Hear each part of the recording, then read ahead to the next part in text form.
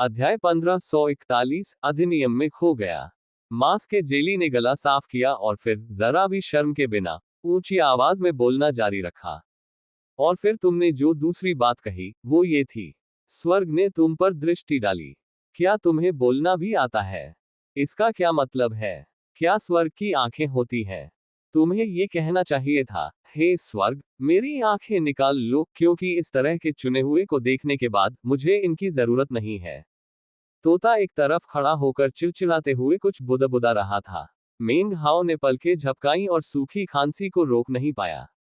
जहां तक उस बूढ़ी छिपकली की बात है, मांस के टुकड़े को घूरते हुए उसकी आंखें थाली जितनी चौड़ी हो गई थी। वह इस एहसास को दबा नहीं पा रही थी कि उसका सामना सचमुच किसी वाकपटु से हो गया है। याद रखना, जब तुम चापलूसी कर रहे हो तो तुम्हें ये पता लगाना होगा कि तुम किस तरह के व्यक्ति से बात कर रहे हो। कुछ लोगों को सच के साथ थोड़ा बड़ा चढ़ाकर बोलना पसंद होता है। कुछ लोगों को पूरी तरह से बड़ा चढ़ाकर बोलना पसंद होता है। इसलिए चापलूसी शुरू करने से पहले तुम्हें उस व्यक्ति के व्यक्तित्व का विश्लेषण करना होगा। एक नजर में ही पता चल जाता है कि हाओवी एक चालाक बदमाश है। ऐसे लोगों के साथ तुम साधारण तरीकों पर भरोसा नहीं कर सकते। तुम्हें बड़ा चढ़ाकर बोलना होगा, हद से ज्यादा करना होगा। जितना ज्यादा बड़ा चढ़ाकर बोलोगे उतना ही अच्छा होगा। चापलूसी का उच्चतम स्तर वह नहीं है जहां तुम खुद बीमार पड़ जाओ। नहीं, उच्चतम स्तर वह है जहां तुम सचमुच यह मानते हो कि तुम जो कह रहे हो वह सच है। यह एक ऐसा स्तर है जिसे हल्के में नहीं लिया जा सकता। मांस की जेली बड़े ज्ञान से उपदेश देती रही, लेकिन उसका चेहरा बहुत गंभीर था। ऐसा लग रहा था मानो वह बूढ़ी छिपकली की कमियों से सचमुच चिढ़ गई हो। छिपकली घबराहट से पसीना बहाने लगी। और फिर तुमने जो आखिरी बात कही वो कुछ ज्यादा ही लंबी थी। ठीक है, अब ये ठीक रहेगा। तुम बस मुझे देखो, मैं तुम्हें दिखाता हूं कि उच्चतम स्तर कैसा होता है। एक चटकने की आवाज सुनाई दी और मांस का टुकड़ा अचानक एक छोटी छिपकली में बदल गया। उसकी जीभ एक पल के लिए मुंह से बाहर निकली और उसकी आंखें जुनून से जलने लगी। वह कांप भी रहा था और उसकी त्वचा से धुआं निकलने लगा। उसकी तीव्र निगाहें मानो बर्फ के पहाड़ों को भी पिघला सकती थी। ऐसा लग रहा था जैसे वह समस्त रचनाओं में सबसे परिपूर्ण रचना को देख रहा हो। वह अचानक नीचे गिर पड़ा और मेंग हाओ के सामने झुककर प्रणाम किया, फिर अत्यंत भावुक स्वर में बोला, हे परम पूज्य, मुझे आपका अधीन होना ही है और आपके प्रकाश में नहाना है। यदि आप मुझे मना करने की हिम्मत करते हैं तो मैं आपकी आंखों के सामने ही स्वयं को मार डालूंगा। यदि आप मुझे रोकने का प्रयास करते हैं तो मैं अभी इसी क्षण स्वयं को मार डालूंगा। मांस का वह टुकड़ा मानो अपनी भाव भंगिमाओं में खो गया था। उसने अपनी जीभ बाहर निकाल ली, मानो मेंग हाओ के मना करने पर उसे काट डालने की तैयारी में हो। दरअसल ऐसा लगने लगा जैसे वह खुद ही फटने वाला हो। तोता कुछ पल के लिए सदमे में देखता रहा, फिर उसने मांस की जेली को जोर से पटका ताकि उसे याद रहे कि वह नाटक कर रहा है।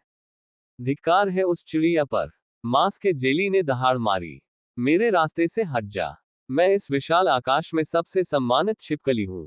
लेकिन आज से मुझे ये समझ में आ गया है कि मेरे जीवन का उद्देश्य आपके प्रकट होने की प्रतीक्षा करना है, हे स्वामी महोदय। अगर आपने न शब्द भी कहा तो मैं तुरंत आत्महत्या कर लूंगी। आत्म विस्फोट की तीव्रता बढ़ती ही जा रही थी। जल्द ही पूरा इलाका तबाह होने की कगार पर आ गया।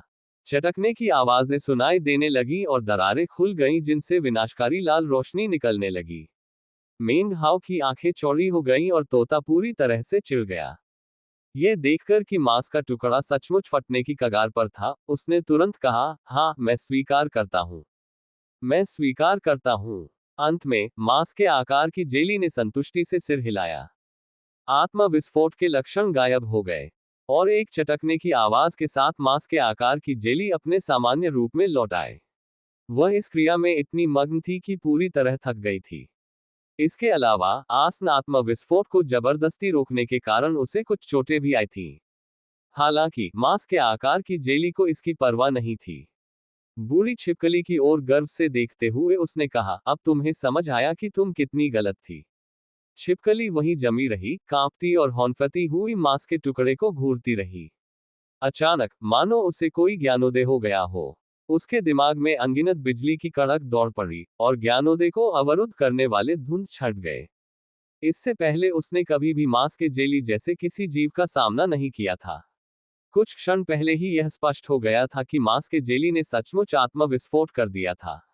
अगर मिंग हाओ ने समय रहते कार्रवाई न की होती, तो मांस का जेली सचमुच खुद को ही उड़ा सकता था। बूढ़ी छिपकली ने गहरी सांस ली, फिर हाथ जोड़कर मांस के जेली को प्रणाम किया। उसके चेहरे पर गहरा आदर भाव था। वह बहुत दुविधा में थी और वास्तव में मांस के जेली से और अधिक सीखने के लिए कहने पर विचार कर रही थी। तभी मिंग हाओ ने अपना गला साफ किया। ठीक है, अब ये शोर शराबा बंद करो, उसने कहा। सुनो बूढ़े छिपकली, अगर तुम चाहो तो 1000 साल तक मेरे पीछे पीछे आ सकते हो, और अगर नहीं तो मैं तुम्हें मजबूर नहीं करूंगा।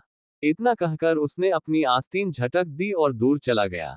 तोता और मांस से बनी जेली तुरंत उसके पीछे पीछे चल दिए। कुछ क्षण बीतने के बाद मांस से बनी जेली ने खेद भरी निगाहों से छिपकली की ओर देखा। छिपकली एक पल के लिए झिझकी, फिर उसने अपना जबड़ा भींच लिया और उनके पीछे दौड़ पड़ी। वह अभी भी कुछ हद तक बेचैन महसूस कर रहा था, और इसलिए उसने ध्यान नहीं दिया कि मांस की जेली और तोता स्पष्ट रूप से एक दूसरे को संदेश भेज रहे थे। अच्छा, तुम्हें ये कैसा लगा? मांस के जेली ने गर्व से कहा। अब से तीसरे स्वामी के पास कुछ भाड़े के गुंडे होंगे।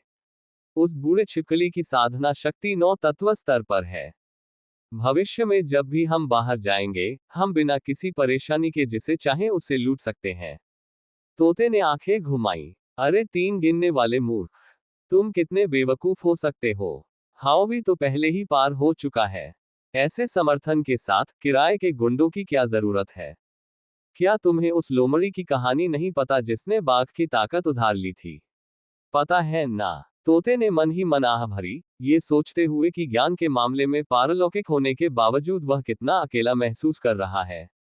स्थिति की सच्चाई से स्तब्ध होकर मांस का वह टुकड़ा अवाक रह गया। अचानक उसे एहसास हुआ कि इस तरह खुद को खो देना वाकई व्यर्थ था। वह लगभग अपनी जान गंवा बैठा था। कुछ दिनों बाद मिंग हाओ अपने छोटे समूह को विशाल आकाश के तारों भरे आसमान में स्थित एक सुनसान भूभाग पर ले गया। वह भूभाग जीवन से पूरी तरह रहित प्रतीत होता था, फिर भी जब मिंग हाओ ने अपनी दिव्य चेतना का प्रयोग किया, तो दबाव के कारण भूभाग कांप उठा और अनगिनत दीमक बाहर निकल आए। धरती की गहराइयों से एक विशाल दीमक निकली, जो बाकी सभी दीमकों से कहीं बड़ी थी। जब उसने मिंग हाओ को देखा और उससे निकलने वाली भयानक कंपन को महसूस किया, तो वह कांप उठी और अपना सिर झुका लिया। ये दीमक उस बूढ़ी छिपकली से कहीं अधिक सीधी सादी थी और उसने तुरंत वफादारी स्वीकार कर ली। अपने साथ 9 सबसे शक्तिशाली दीमक को लेकर मिंग हाओ एक दूसरे क्षेत्र में गया, जहां एक विशाल भंवर था।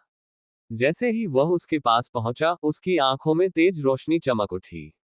पल भर में भंवर का घूमना बंद हो गया, और यहां तक कि वह ढहने के संकेत भी दिखाने लगा। भंवर के भीतर से दहशत भरी चीख गूंज उठी और एक विशाल सिर बाहर निकला।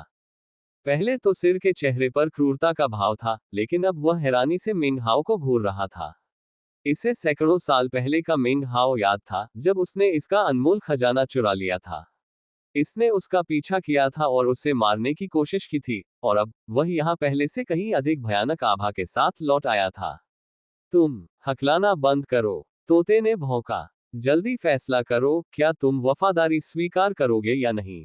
तोता काफी पाखंडी और अभिमानी लग रहा था, मानो वही दिव्य आभा बिखेर रहा हो, न कि मिंग हाओ। उस विशाल चेहरे ने व्यंग्यात्मक मुस्कान बिखेरी और पिछली बार मिंग हाओ से दोबारा मिलने पर क्या होगा, इस बारे में कही गई अपनी बातों को याद करने लगा। वह नीचे देखने के अलावा कुछ नहीं कर सका। मैं निष्ठा स्वीकार करता हूँ। मिंग हाओ ने सिर हिलाया। मैं तुम्हें और तुम्हारे जैसे अन्य लोगों को ढूंढने आया हूँ, तुम्हें वफादारी स्वीकार करने के लिए मजबूर करने नहीं, बल्कि वर्षों पुराने कर्मों का अंत करने के लिए। यदि तुम मेरा अनुसरण करना चाहते हो, तो तुम 1000 वर्षों तक ऐसा कर सकते हो। उसकी बात सच थी। उसे उनकी युद्ध शक्ति की आवश्यकता नहीं थी। हालांकि पारलौकिकता प्राप्त करने के बाद उसे यह एहसास हुआ कि उसे विशाल आकाश में निहित अपने कर्मों का रहस्य सुलझाना होगा। यदि उसने ऐसा नहीं किया, तो इसका उपयोग उसके विरुद्ध हथियार के रूप में किया जा सकता था। वह आखिरी जगह जहां गया था, वह विशाल फूल के अंदर मौजूद दुनिया थी। फूल अब खिला हुआ नहीं था। वह मुरझाया हुआ लग रहा था और तारों भरे आकाश में अपनी जगह पर झुका हुआ था। जब मेंग हाओ उसके पास प्रकट हुआ तो वह इतना छोटा था कि लगभग अदृश्य था। जैसे ही वह प्रकट हुआ, फूल अचानक कांप उठा। स्पष्टतः फूल में अपनी एक जीवन शक्ति थी, और वह यह महसूस कर सकता था कि मेंग हाओ एक पारलौकिक साधक है। वह फूल के सामने वही रुका रहा, पिछली बार जब वह आया था तब अपनी बेबसी को याद करते हुए, जब उसे फूल के खिलने का इंतजार करना पड़ा था।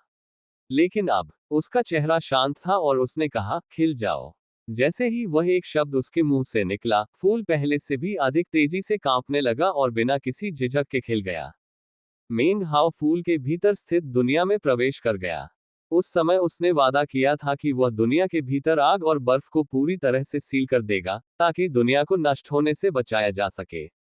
जब वह ऊपर से उड़ रहा था, तो उसने नीचे देखा और पाया कि चीजें पहले से कुछ अलग दिख रही थी। बर्फ के पहाड़ पिघल रहे थे और अधिकांश आग बुझ चुकी थी। जहां तक मध्य क्षेत्र की बात है, जहां दो जनजातियां रहती थीं, वह अब अपनी जीवंतता खो रहा था। हालात देखकर लगता है कि जल्द ही यह पूरी दुनिया जीवन के लिए अनुपयुक्त हो जाएगी। एक बार जब फूल फिर से बंद हो जाएगा, तो केवल एक पारलौकिक साधक ही प्रवेश कर सकेगा, जिसका अर्थ है कि उस दुनिया में रहने वाले सभी लोग मर जाएंगे। मेंग हाओ ने पैट्रियार्क आइस माउंटेन और फ्लेम फीनिक्स का ध्यान आकर्षित नहीं किया। जब तक वह खुद न चाहे, विशाल आकाश में कोई भी उसे नोटिस नहीं करेगा। नीचे की धरती को देखते हुए उसने अपनी उंगली हिलाई, एक ऐसा इशारा जो देखने में तो सामान्य सा लगता था, लेकिन वास्तव में उसने प्राकृतिक और जादुई नियमों को बदल दिया। इसने भाग्य को बदल दिया। धरती में कंपन होने लगी, मानो एक अदृश्य लहर दोनों दिशाओं में फैल गई हो। जहां भी ये लहर गुजरी, बर्फ के पहाड़ जम गए और चारों ओर ऐसी ठंडक फैल गई जो कभी खत्म नहीं हुई। सब कुछ अपनी पिछली अवस्था में लौट आया। दूसरी ओर आग की लपटें भड़क उठी और चारों दिशाओं में झुलसा देने वाली गर्मी फैलाने लगी। ऐसा करने के बाद मेंग हाओ ने नीचे की जमीन पर एक बार फिर नजर डाली और फिर आगे बढ़ गया। जब फूल दोबारा बंद हुआ, तो बर्फ के पहाड़ों में से एक अचानक कांप उठा और एक विशालकाय आकृति में बदल गया। जब वह विशालकाय आकृति हैरानी से चारों ओर देख रही थी, तभी दूर कहीं से एक प्रकाश की किरण प्रकट हुई, जो कि ज्वाला फीनिक्स के अलावा और कोई नहीं थी। दोनों पूरी तरह से अचंभित थे और उन्हें समझ नहीं आ रहा था कि अभी अभी क्या हुआ है। कुछ ही क्षण पहले वे हताश थे, ये सोचकर कि उनका घर नष्ट हो जाएगा। लेकिन फिर सब कुछ उलट गया। पहाड़ फिर से जम गए और आग की लपटें तेज और चमकदार हो गईं। यहां तक कि प्रचुर मात्रा में आध्यात्मिक ऊर्जा भी मौजूद थी, जो पहले नहीं थी। क्या हुआ? फ्लेम फीनिक्स ने पूछा। कुलपति आइस माउंटेन, क्या आपको पता है? हालांकि कुलपति आइस माउंटेन के चेहरे के भावों को देखकर स्पष्ट हो गया कि उन्हें भी कोई जानकारी नहीं थी।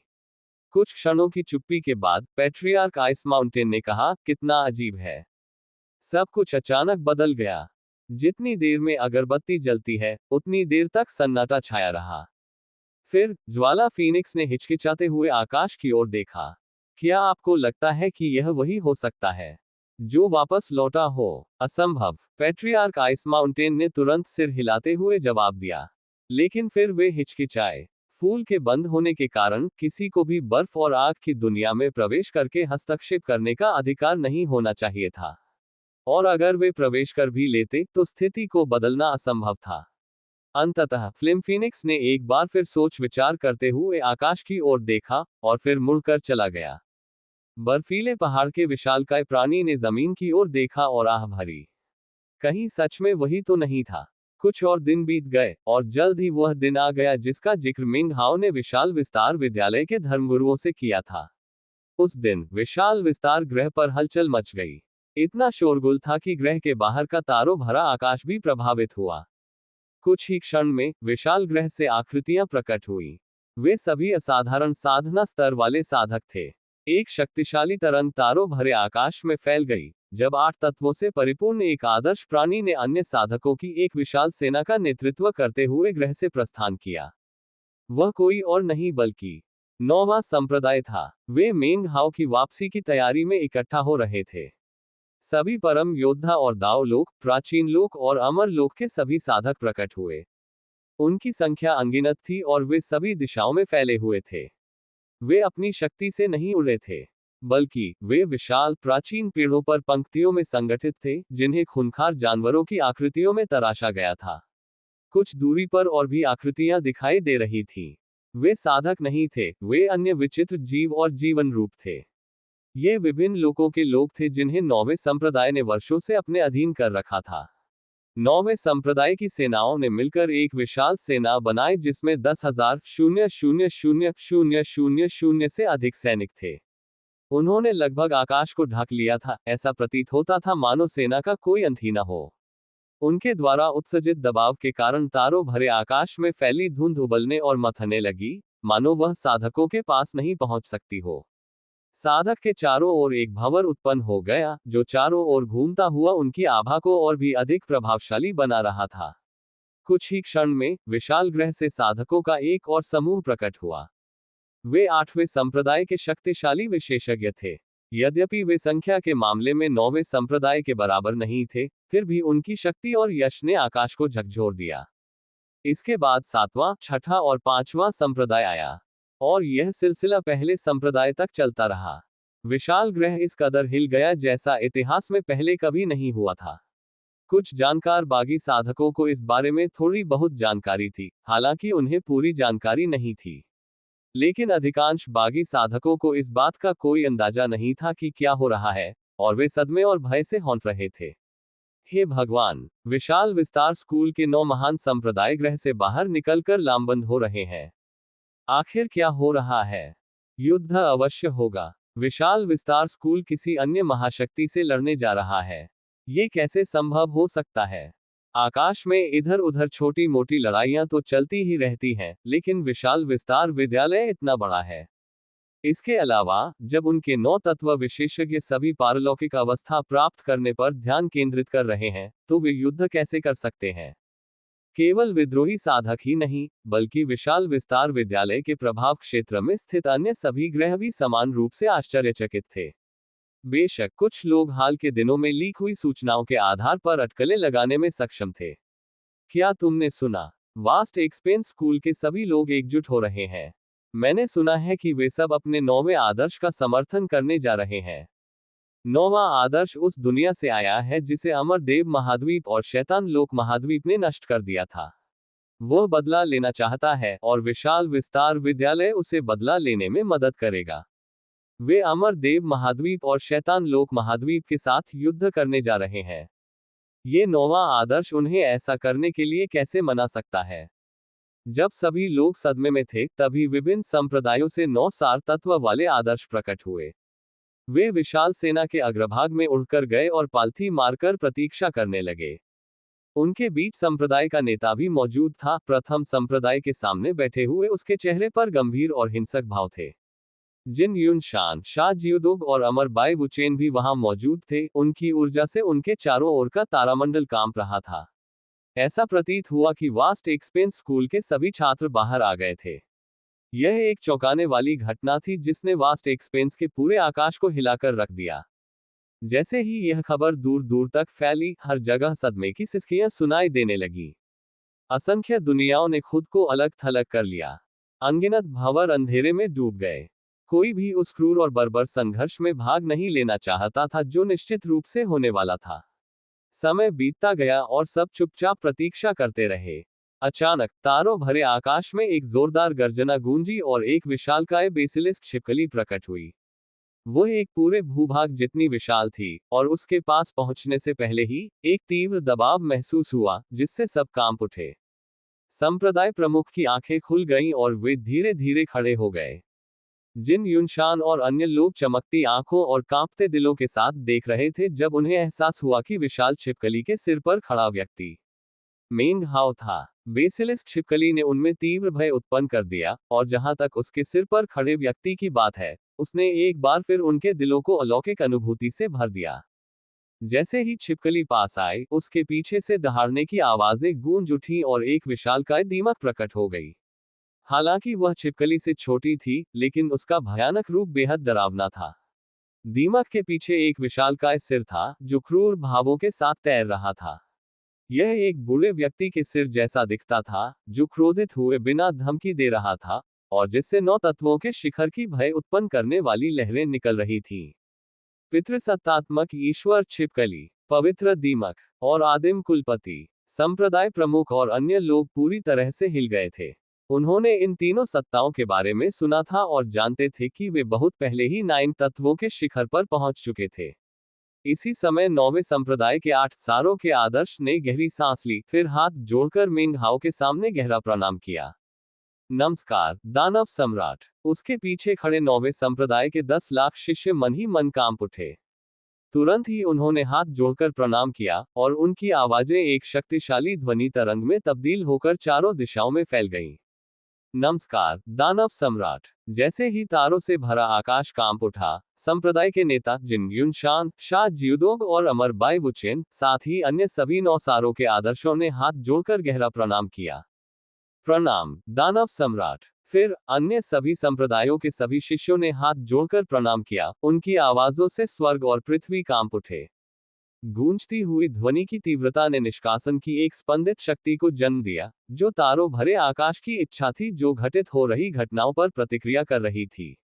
मेंग हाओ चुपचाप दृश्य को देखता रहा। एक पल बीता और जल्द ही सन्नाटा छा गया। अचानक मेंग हाओ ने अपनी आस्तीन झटक दी, जिससे उसकी साधना शक्ति अचानक भड़क उठी। पल भर में ये 9 तत्वों के स्तर को पार कर गई और दाओ स्रोत के उतार चढ़ाव को विकीर्ण करने लगी। दाओ सोस क्षेत्र में व्यक्ति सार तत्व बन जाता है और प्राकृतिक एवं जादुई नियमों का स्थान ले लेता है। एक व्यक्ति से निकलने वाला दबाव सभी जीवित प्राणियों के मन को झकझोर सकता है और उनके हृदय को सदमे से भर सकता है। लेकिन बात यहीं खत्म नहीं हुई थी। अपनी साधना शक्ति का पूरा इस्तेमाल करने के बाद मेंग हाओ ने अपनी दिव्य चेतना को एक तूफान की तरह पूरे आकाश में फैला दिया। अति उत्कृष्टता, यही तो अति उत्कृष्टता की आभा है। मुझे विश्वास नहीं हो रहा कि 9वां आदर्श सचमुच पार हो गया। किंवदंतियां कहती हैं कि विशाल आकाश में केवल 3 ही लोग पारलौकिक अवस्था तक पहुंचे हैं। उनमें से एक थे विशाल आकाश के कुलपति। लेकिन अब वास्तव में एक चौथा भी है। अब तक केवल 9 तत्वों वाले साधकों को ही मेंग हाओ की पारलौकिक अवस्था के बारे में पता था। अब जब मेंग हाओ अपनी साधना के स्तर को छिपाने का कोई प्रयास नहीं कर रहे थे, तो 7 और 8 तत्वों वाले पारगी पूरी तरह से स्तब्ध रह गए। दाओ सम्राट, दाओ स्वामी और अन्य दाओ क्षेत्र के विशेषज्ञ सभी बड़ी बड़ी आंखों से देख रहे थे। प्राचीन क्षेत्र के साधकों की आंखें उत्साह से चमक उठी और वे जोर जोर से चिल्लाने लगे। यहां तक कि 9वें संप्रदाय के न होने वाले शिष्य भी जोश से भरे हुए थे। निस्संदेह 9वां संप्रदाय मेंग हाओ का संप्रदाय था और वे पूरी तरह से हिल गए थे। उनकी चीखों की आवाज से आकाश और पृथ्वी कांप उठे और पिछली शताब्दियों में अधीन किए गए लोगों के साधक पूरी तरह से उनके वश में हो गए। राक्षस सम्राट, राक्षस सम्राट, राक्षस सम्राट। 9वें संप्रदाय से लेकर पहले संप्रदाय तक अनगिनत चीखें और गर्जनाएं गूंज उठी। हर कोई, हर प्राणी, हर जीव घुटनों के बल गिरकर प्रणाम करने लगा। 9 सार तत्वों वाले आदर्शों ने भी ऐसा ही किया। भीड़ का जोश उमड़ पड़ा। दीमक और विशालकाय सिर ने आदर और निष्ठा के भाव से उसकी ओर देखा और बूढ़ी छिपकली कांप उठी। वहां मौजूद हर किसी और हर चीज के लिए मेंग हाओ सम्मान की सर्वोच्च हस्ती थे। उसके लिए तो स्वर्ग और पृथ्वी सब कुछ अस्तित्व में था। वह वहां खड़ा रहा, ऊर्जा तारों भरे आकाश में फैलती हुई, और एक लंबा क्षण बीतने के बाद उसने बात की, और उसके शब्द जादुई कानून की तरह थे जिसने आकाश को हिला दिया। बहुत बहुत धन्यवाद देवियों और सज्जनों। अब मैं आप सबकी सहायता चाहती हूँ। कृपया मेरे साथ चलिए। जैसे ही मैं अपने घर लौटता चलती हूँ, वह दुनिया जो 33 स्वर्गों, पर्वत और समुद्री तितली से घिरी हुई है। मेंग हाओ की आवाज सभी साधकों के कानों में गूंज उठी, जिससे उनकी आंखें जोश और श्रद्धा से लाल हो गईं। राक्षस सम्राट के आदेशों का पालन करो। गर्जना। तारों से भरा आकाश फट गया और विशाल विस्तार का कोहरा छट गया। कोहरे में विद्यमान असंख्य जीव थरथरा उठे और अपनी आभा का एक अंश भी प्रकट करने का साहस नहीं कर पाए। मेंग हाओ ने अपनी आस्तीन लहराई और विशाल सेना पर्वत और सागर तितली की दिशा में तारों भरे आकाश में आगे बढ़ने लगी। कोहरा छट गया। अनगिनत दुनियाएं अवरुद्ध हो गईं और असंख्य भावर धुंधले रह गए। विशाल आकाश की शक्ति भी पास आने का साहस नहीं कर पाए। साधकों का एक विशाल समूह नदी की तरह आकाश में आगे बढ़ा। विशाल आकाश को चीरता हुआ चारों दिशाओं में गड़गड़ाहट की आवाजें गूंजने लगी। प्रथम संप्रदाय सबसे आगे था और उसके दोनों ओर द्वितीय और तृतीय संप्रदाय थे। वे तारों भरे आकाश में सीटी बजाते हुए अपने रास्ते में आने वाली हर चीज को चीरते हुए तेज धारदार तलवारों की तरह आगे बढ़ रहे थे। जुलूस के बीच में नौवां संप्रदाय था।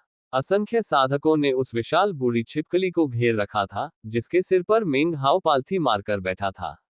दीमक और विशाल सिर दोनों ओर फैले हुए थे, जो 9 सार स्तर की ऊर्जा का विकिरण कर रहे थे, जिससे तारों भरा आकाश धुंधला पड़ने लगा था।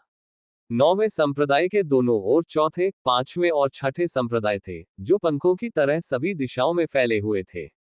अग्रिम पंक्ति में सातवें और आठवें संप्रदाय शामिल थे, जो एक शक्तिशाली पूंछ की तरह घातक आभा बिखेर रहे थे। वह विशाल सेना मानो अपने रास्ते में आने वाले किसी भी देवता को मार गिराने और किसी भी अमर प्राणी का वध करने के लिए तैयार थी। वह विशाल ग्रह से तेजी से रवाना हुई और अपनी पूरी गति से पर्वत और समुद्री तितली की ओर बढ़ गई। जैसे जैसे वे आगे बढ़ते गए, अनगिनत दुनियाएं उनके सामने विलीन होती गईं। असंख्य भावर छिपे रहे। जो भी स्थान इस सेना के मार्ग में आने का साहस करता, वो पलक झपकते ही सूखी टहनियों की तरह चूर चूर हो जाता। मेंग हाओ ने कभी भी अपनी आभा को नियंत्रित नहीं किया। शुरू से अंत तक यह उग्र रूप से प्रकट होती रही, भव्य और प्रभुत्वपूर्ण ढंग से सभी ऊर्जा स्रोतों, सभी प्राणियों, सभी संस्थाओं को ये घोषणा करती रही कि वह लौट रहा है।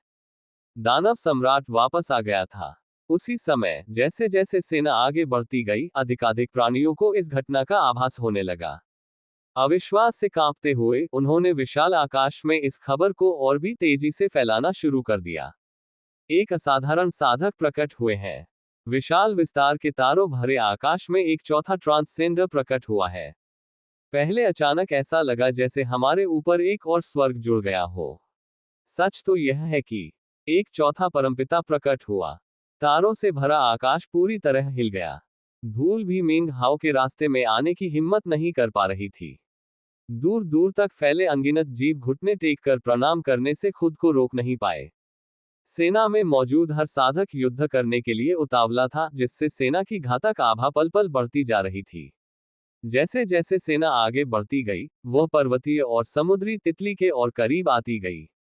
मेंग हाओ बूढ़ी छिपकली के सिर पर बैठा दूर तितली को देख रहा था, और उसके लिए शांत रहना असंभव था। वह पारलौकिक अवस्था में पहुंच चुका था और इस प्रकार अन्य सभी साधकों से श्रेष्ठ हो गया था। वह एक पौराणिक स्तर पर पहुंच गया था और अब वह ऐसा व्यक्ति था जिसकी अन्य लोग पूजा करते थे। लेकिन इसके बावजूद वह शांत नहीं रह पा रहा था। मैं घर आ रहा हूं, उसने सोचा। पिताजी, माताजी, आपका बेटा आपसे मिलने वापस आ रहा है। आपका बेटा घर वापस आ रहा है। किंगर, मैं तुम्हारे लिए वापस आ रहा हूं। आप सब कैसे हैं, मेरे परिवार वाले, मेरे दोस्त? क्या आपको मैं याद हूं? मैं मेंग हाओ हूं और मैं वापस आ गया हूं। हे पर्वत और सागर राज्य, अतीत में तुम्हारा विनाश हो गया था और मैंने तुम्हें फिर से बनाने का वादा किया था। अब मैं उस वादे को पूरा करने के लिए वापस आया हूं। और जहां तक तुम्हारा सवाल है, हे 33 स्वर्गों, तुम्हारे सारे दुख दूर हो जाएंगे। अमर देव महाद्वीप, शैतान लोक महाद्वीप। अब मैं तुम्हारे बारे में बहुत कुछ जान चुका हूं और मेरी 90% अटकलें सही साबित हुई हैं। फिर भी मैं तुम्हें नष्ट कर दूंगा।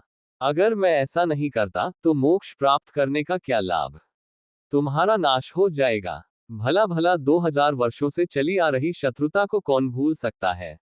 विशाल आकाश के तारों भरे आसमान का भी सत्यानाश हो जाएगा। उसकी आंखें गहरे लाल रंग से चमक उठी, राक्षसी प्रकाश से, और उससे निकलने वाली राक्षसी ऊर्जा किसी भी सामान्य शक्ति से कहीं अधिक थी। मेंग हाओ के मन में अनेकों दृश्य कौंध गए। उसने युद्ध में पर्वत और सागर लोक को नष्ट होते देखा। उसने अमर देव महाद्वीप को उनका पीछा करते देखा। उसने शुई डोंगलियू और सागर स्वप्न की मृत्यु देखी। पर्वत और सागर तितली के सुरक्षित हो जाने के बाद उसने शैतान लोक महाद्वीप को आते और अमर देव महाद्वीप के साथ मिलकर पर्वत और सागर लोक को नष्ट करते देखा। मांस का टुकड़ा मर गया और तोते को एक दर्दनाक अंत का सामना करना पड़ा। ये सब उसे भागने में मदद करने के लिए हुआ। विशाल ग्रह के पास जागने के बाद उसने एक लक्ष्य निर्धारित किया। मैं एक दिन जरूर लौटूंगा। गड़गड़ाहट, सेना के आगे बढ़ने पर तारों से भरा आकाश कांप उठा। कोहरा छंट गया। अंततः उनके सामने कुछ प्रकट हुआ। यह एक भव्य और चौंका देने वाली जादुई संरचना थी। यह इयॉन स्पैन था। युग काल के भीतर 33 भूभाग थे, वे 33 स्वर्ग जिन्होंने पर्वत और सागर तितली को दबा रखा था। 33 भूभागों के ठीक बाहर एक बंदर ध्यान मुद्रा में पालथी मारकर बैठा था। अचानक उसकी आंखें खुली और वह भय और सदमे से कांप उठा। उसके शरीर के सारे बाल तुरंत खड़े हो गए। इन सब के नीचे एक हरे रंग का पीतल का ताबूत था। ताबूत हल्की रोशनी से जगमगा रहा था और उसके अंदर एक बेहद खूबसूरत महिला सोई हुई प्रतीत हो रही थी। ताबूत के ऊपर एक तितली दिखाई दे रही थी, जो मानो अपने जीवन के अंतिम पड़ाव पर थी। ऊपर से लगातार दबाव पड़ रहा था, लेकिन ताबूत से आती रोशनी के कारण वह दबाव तितली तक नहीं पहुंच पा रहा था। ऐसा लग रहा था मानो पूरा आकाश ही तितली से नफरत करता हो। अगर ताबूत से रोशनी न आती तो तितली कब की नष्ट हो चुकी होती। कई साल पहले पैरागोन सी ड्रीम ने एक सुरक्षित ठिकाना खोजने के लिए अपनी जान दे दी थी। तितली का अब तक जीवित रहना इस बात का प्रमाण है कि उसके बलिदान ने वास्तव में पर्वत और सागर क्षेत्र को सुरक्षा प्रदान की थी। मैं वापस आ गया हूँ, मेंग हाओ ने बुरी छिपकली के सिर पर खड़े होकर फुसफुसाते हुए कहा और पर्वत और समुद्री तितली को देखने लगा। उसके शब्द इतने धीमे थे कि केवल वही उन्हें सुन सकता था। जब उसने पर्वत और समुद्री तितली को देखा तो उसकी आंखों में यादों की चमक आ गई। अब जब उन्होंने मोक्ष प्राप्त कर लिया था तो उनके एक शब्द या एक क्रिया से ही विशाल आकाश का पूरा तारामंडल हिल उठता था। वास्तव में उन्हें बोलने की भी आवश्यकता नहीं थी। एक विचार ही प्राकृतिक नियमों को बदल सकता था। वह उस स्तर तक पहुंच चुका था कि किसी को बस उसका नाम लेना होता था और मेंग हाओ उसे पहचान लेता था। दिव्य क्षमता और कौशल का ये स्तर पारलौकिक साधकों की भयावह विशेषताओं में से एक था। तथाकथित असीम दाव और स्वर्ग को कुचलने के संदर्भ में यह कोई खास बात नहीं थी। जिस क्षण उसने ये शब्द बुदबुदाए, उसी क्षण उसकी आवाज माउंटेन एंड सी बटरफ्लाई में उसके सभी पुराने दोस्तों के मन में गूंज उठी। उसके माता पिता वहीं थे। मेंग हाओ की आभा को महसूस करते ही उन्होंने अचानक ऊपर देखा और उनके चेहरे पर उत्साह के भाव उभर आए। हालांकि यह स्पष्ट रूप से उनके बेटे की आभा थी, लेकिन इसमें कुछ ऐसा था जो आकाश और पृथ्वी को हिला सकता था। और यह करीब आ रही थी। ये हाओ एर है। हाओए वापस आ गया है। वह मरा नहीं। फोन कुल का किलिन पुत्र लौट आया है। वह निश्चित रूप से 33 स्वर्गों को चीर देगा और विशाल विस्तार को उनके खून से लाल कर देगा। मेंग हाओ के पिता फोंग शियू फेंग ने अपना सिर पीछे की ओर झुकाकर हंसते हुए कहा। उन्हें इतने लंबे समय बाद इतनी खुशी और उत्साह का अनुभव हुआ था। उन्होंने मेंगली को गले लगा लिया, जिसकी आंखें आंसुओं से भीगी हुई थीं। उसने ऊपर तारों से भरे आकाश की ओर देखा और उसे पता था कि उसका बेटा इस दुनिया का सबसे असाधारण व्यक्ति है। उसे यह विश्वास था कि चाहे कितना भी समय बीत जाए या कितनी ही अद्भुत घटनाएं घटित हो, वह अपने वादे निभाएगा। कई साल पहले उन्होंने कहा था कि वे लौटेंगे, तो वे निश्चित रूप से लौटेंगे। पर्वत और सागर तितली की दुनिया भर में कई लोगों ने इसी तरह की अनुभूति की। जू किंग पर्वत की चोटी पर स्थित अपने निवास के मुख्य द्वार पर पालथी मारकर बैठी थी। अचानक वह बाहर निकली, उसके हरे वस्त्र हवा में लहरा रहे थे। उसके लंबे बाल उसके सुंदर चेहरे पर लहरा रहे थे, जिस पर उम्र का थोड़ा सा असर दिखने लगा था। हालांकि हल्की झुर्रियां भी उनके दृढ़ संकल्प और उत्साह के भाव को छुपा नहीं सकी। कुछ देर पहले तक वह ध्यान में लीन थी, लेकिन जब उसने मेंग हाओ की आवाज सुनी, तो ऐसा लगा मानो वह उसके ठीक बगल में खड़ा हो। मैं वापस आ गया हूँ। उसे पूरा यकीन था कि उसने कुछ गलत नहीं सुना था। जल्दी से बाहर निकलकर वह पहाड़ की चोटी पर खड़ी हो गई और बेचैनी से आसमान की ओर देखने लगी। उसने अपने वस्त्र को दोनों हाथों से कसकर पकड़ रखा था और उसकी आंखों से आंसू बह रहे थे। उन आंसुओं में खुशी और मेंग हाओ के लिए तड़प दोनों थी, वो भावनाएं जो 2000 वर्षों से पनप रही थी। मेंग हाओ, उसने मुस्कुराते हुए कहा। उसकी मुस्कान खिले हुए फूल की तरह सुंदर थी, जिससे उसके आसपास की हर चीज मानो फीकी पड़ गई। वह जानती थी कि मेंग हाओ वापस आ गया है। उसका पति ऊपर तारों भरे आकाश में कहीं था। वह अपने वादे के मुताबिक वापस आ गया था। पर्वत और सागर तितली की दुनिया में वांग यू के एक रेगिस्तान में साधना कर रहे थे। उन्होंने पिछले 2000 वर्षों से स्वयं को कष्ट दिया था। अपने देह, अपनी दैवीय चेतना, अपने मन को पीड़ा पहुंचाई थी। प्रशिक्षण की इस क्रूर विधि के माध्यम से उन्होंने लगातार अपनी युद्ध क्षमता में वृद्धि की थी। पर्वत और समुद्री तितली समुदाय में अनगिनत लोगों के लिए वह आदर का पात्र बन गया था। सामान्य तौर पर उसे इतनी लंबी आयु प्राप्त नहीं करनी चाहिए थी। वास्तव में पर्वत और समुद्री तितली समुदाय में कई शक्तिशाली विशेषज्ञ थे जिनकी आयु बहुत पहले ही समाप्त हो जानी चाहिए थी। हालांकि जिस पीतल के ताबूत पर तितली टिकी थी, उससे निकलने वाली तीव्र समय शक्ति ने 33 स्वर्गों को अतिक्रमण करने से रोक दिया। उस शक्ति ने पहाड़ों और समुद्रों की दुनिया में रहने वालों का पोषण और संरक्षण किया, यहां तक कि उनका भी जो अतीत में मर जाना चाहिए था। वांग यूकाई की आंखें काली गड्ढों जैसी थीं, जिन्हें उन्होंने अनगिनत वर्षों से नहीं खोला था।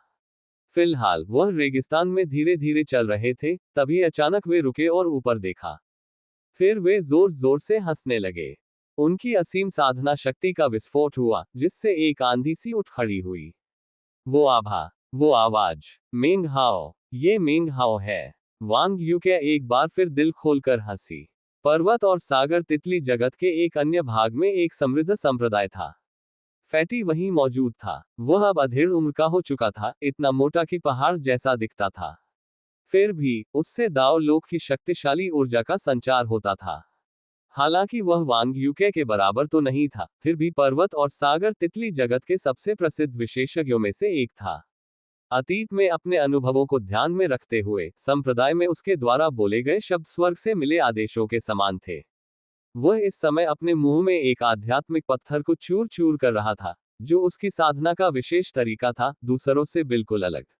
आध्यात्मिक पत्थर को आत्मसात करते हुए ही उसे अचानक एक ऐसी अनुभूति हुई जिसने उसे पहले भी कपकपा दिया था, लेकिन इस बार यह अनुभूति कहीं अधिक तीव्र थी। वह अचानक गति के एक धुंधलेपन में बदल गया और आकाश में उड़ गया। उसने कांपते हुए ऊपर देखा, फिर एक जोरदार उत्तेजित दहाड़ लगाई। इतने वर्षों तक दमित रहने के बाद आखिरकार वह पागलपन के विस्फोट के साथ बाहर आ सका। संप्रदाय के सभी शिष्य पूरी तरह से स्तब्ध रह गए। संप्रदाय के वरिष्ठ सदस्य हवा में उड़ गए और अपने मुखिया फैटी को आश्चर्य से देखने लगे। हा, मेंग हाओ, धिक्कार है। तुम आखिरकार वापस आ ही गए। मैंने तुम्हारी बात सुन ली। मैंने तुम्हारी बात सुन ली, मेंग हाओ। फैटी खुशी से दहाड़ा, उसकी आंखों से आंसू बह रहे थे। 2000 साल से भी ज्यादा। हम 2000 साल से भी ज्यादा समय से आपका इंतजार कर रहे थे। आखिरकार आप वापस आ गए। नीचे खड़े लोग अपने मुखिया की ओर देख रहे थे, जो हंस भी रहे थे और रो भी रहे थे, और उन्हें समझ नहीं आ रहा था कि आखिर हो क्या रहा है।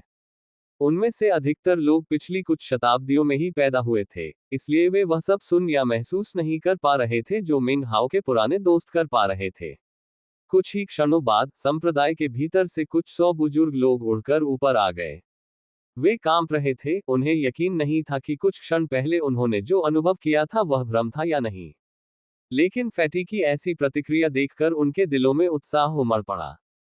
क्या वह सचमुच मिंग हाओ था? सच में? हा, वो वापस आ रहा है।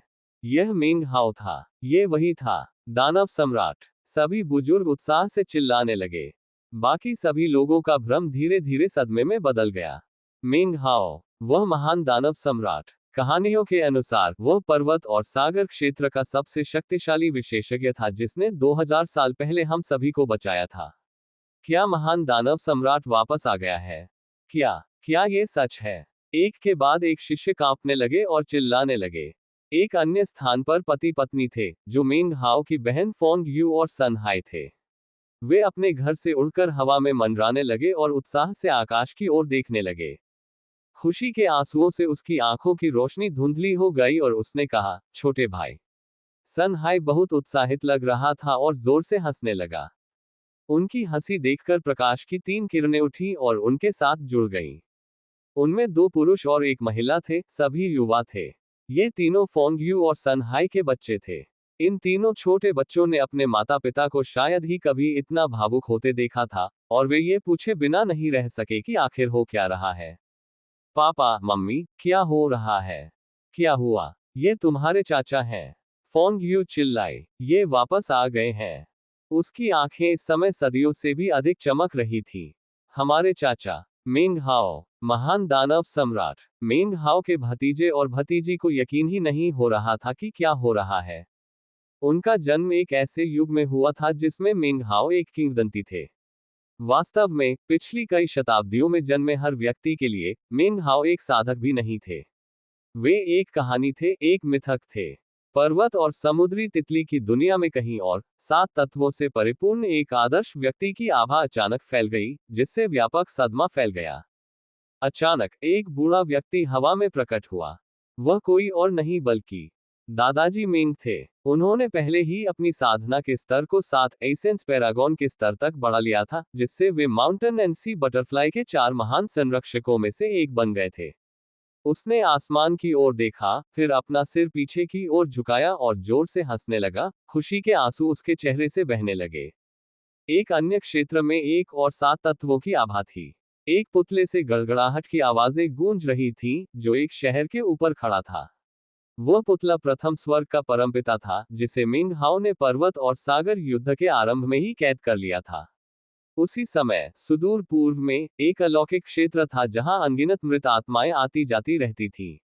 यह पर्वत और सागर तितली का पाताल लोक था, जहां पुनर्जन्म का नियम चलता था। आश्चर्यजनक रूप से यहां से 8 तत्वों से परिपूर्ण एक परम शक्ति का प्रकाश निकलता था। वह कोई और नहीं बल्कि क्षितिगर्भ थे। अतीत में वह पर्वत और समुद्र के स्वामियों में सबसे शक्तिशाली था। सुदूर पश्चिम में अथाह सागर फैला हुआ था। अचानक एक विशाल लहर उठी, जिसके ऊपर एक युवक खड़ा था। धीरे धीरे उसके नीचे एक विशालकाय व्हेल दिखाई देने लगी। व्हेल निरंतर रूप परिवर्तन करने वाला प्राणी प्रतीत हो रहा था, जिसका रूप अचानक बदलता रहता था। वह कोई और नहीं बल्कि सच्ची आत्मा रात्रि थी। वह युवक कोई और नहीं बल्कि के जियोसी था। आश्चर्यजनक रूप से वह 8 तत्वों के स्तर की ऊर्जा का संचार कर रहा था। पिछले 2000 वर्षों के दौरान पर्वत और समुद्री तितली के भीतर कई चौंकाने वाले घटनाक्रम घटित हुए थे। हालांकि सबसे आश्चर्यजनक बात यह थी कि कठपुतली के अतिरिक्त 3 और आदर्श प्राणी मौजूद थे। दादा मेंग और क्षितिगर्भा शुरुआत से ही शक्तिशाली थे, विशेषकर क्षितिगर्भा, जो एक शाही स्वामी के समान थे। इसलिए उनका परागोन बनना कोई आश्चर्य की बात नहीं थी। जहां तक के जियूसी की बात है, पर्वत और सागर क्षेत्र के पतन से पहले बहुत कम लोग उन्हें जानते थे।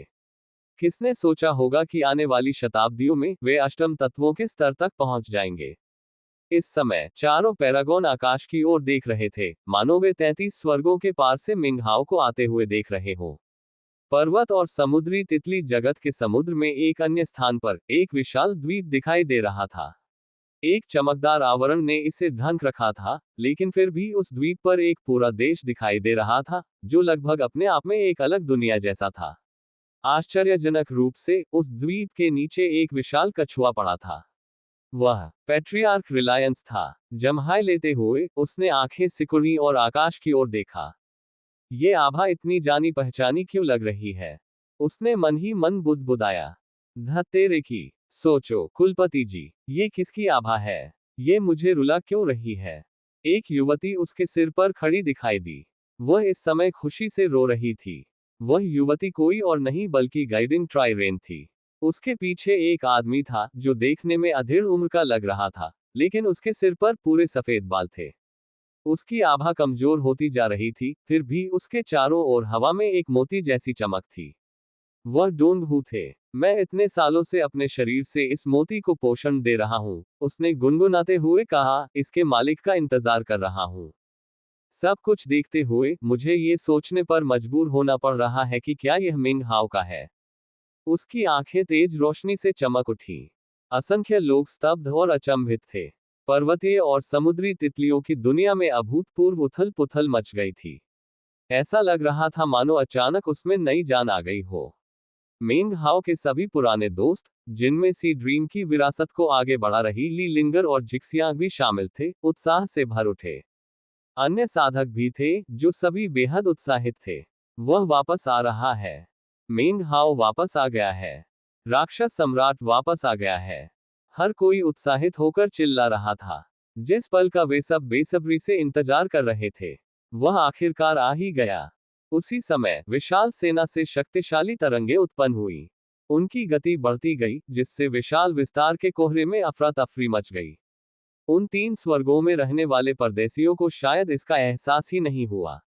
उन्हें पता ही नहीं था कि क्या होने वाला है, और जाहिर तौर पर उन्हें इसकी परवाह भी नहीं थी।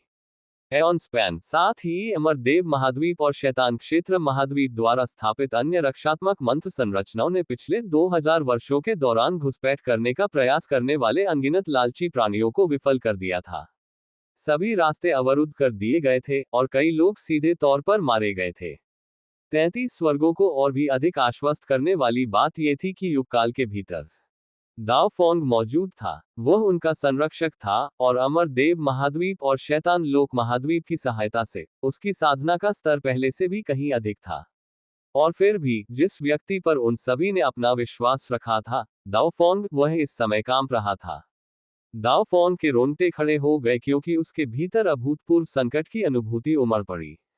पर्वत और सागर लोक के 2 बार नष्ट होने के बाद से उसने खतरे की इतनी तीव्र अनुभूति कभी नहीं की थी। उसे ऐसा लग रहा था मानो उसकी सांस रुक गई हो, और उसकी साधना शक्ति कांप रही थी। उसने सेना को पास आते देखा, साधकों की वह असंख्य संख्या। इसके अलावा उसे ये भी आभास हुआ कि पूरी सेना में अनेक भयानक व्यक्ति मौजूद थे। वह मेंग हाओ को नहीं देख पा रहा था, केवल उस विशालकाय बूढ़ी छिपकली को देख पा रहा था। ऐसा लग रहा था मानो वह छिपकली के सिर पर बैठे व्यक्ति को देखने के योग्य ही न हो। इसके बजाय मेंग हाओ जहां खड़ा था, वहां उसे केवल एक घूमता हुआ भंवर दिखाई दे रहा था, एक ऐसा भंवर जो मानो पूरे तारों भरे आकाश को विकृत कर सकता था। दाओ फोंग ने एक पल भी संकोच नहीं किया। उसके पास चिल्लाने का भी समय नहीं था। उसने झट से मंत्रोच्चार किया और इशारा किया, जिससे इयोन स्पैन में कंपन शुरू हो गया। शक्तिशाली लहरें फूट पड़ी, और इयोन स्पैन ने विशाल विस्तार के कोहरे को नियंत्रित करके एक विशाल अवरोध उत्पन्न कर दिया, जिससे आने वाली सेना उसके अंदर देख भी नहीं पा रही थी। फिर दाओ फोंग ने एक और मंत्रोच्चार किया, जिससे मंत्र संरचना से 2 अतिरिक्त आभाएं निकली। उन 2 आभाओं में से एक अमरदेव महाद्वीप का प्रतिनिधित्व करती थी, और दूसरी शैतान लोक महाद्वीप का। वे अपने चारों ओर फैली धुंध में विलीन हो गईं, जो सभी दिशाओं में फैलकर एक संकेत और चेतावनी का काम कर रही थी। वे अमर देव महाद्वीप और शैतान लोक महाद्वीप की शक्ति का प्रतीक थे, और साथ ही सभी के लिए एक चेतावनी भी थे कि इस स्थान को उकसाया नहीं जाना चाहिए। इन सब कामों को पूरा करने के बाद दाओ फोंग ने राहत की सांस ली।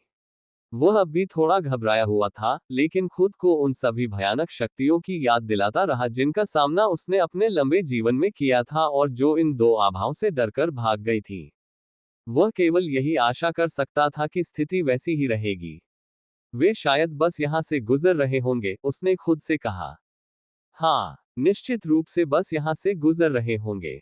बिल्कुल यही बात है। 33 स्वर्गों ने ऐसा कुछ नहीं किया होगा जिससे साधकों की इतनी विशाल सेना को उकसाया जा सके।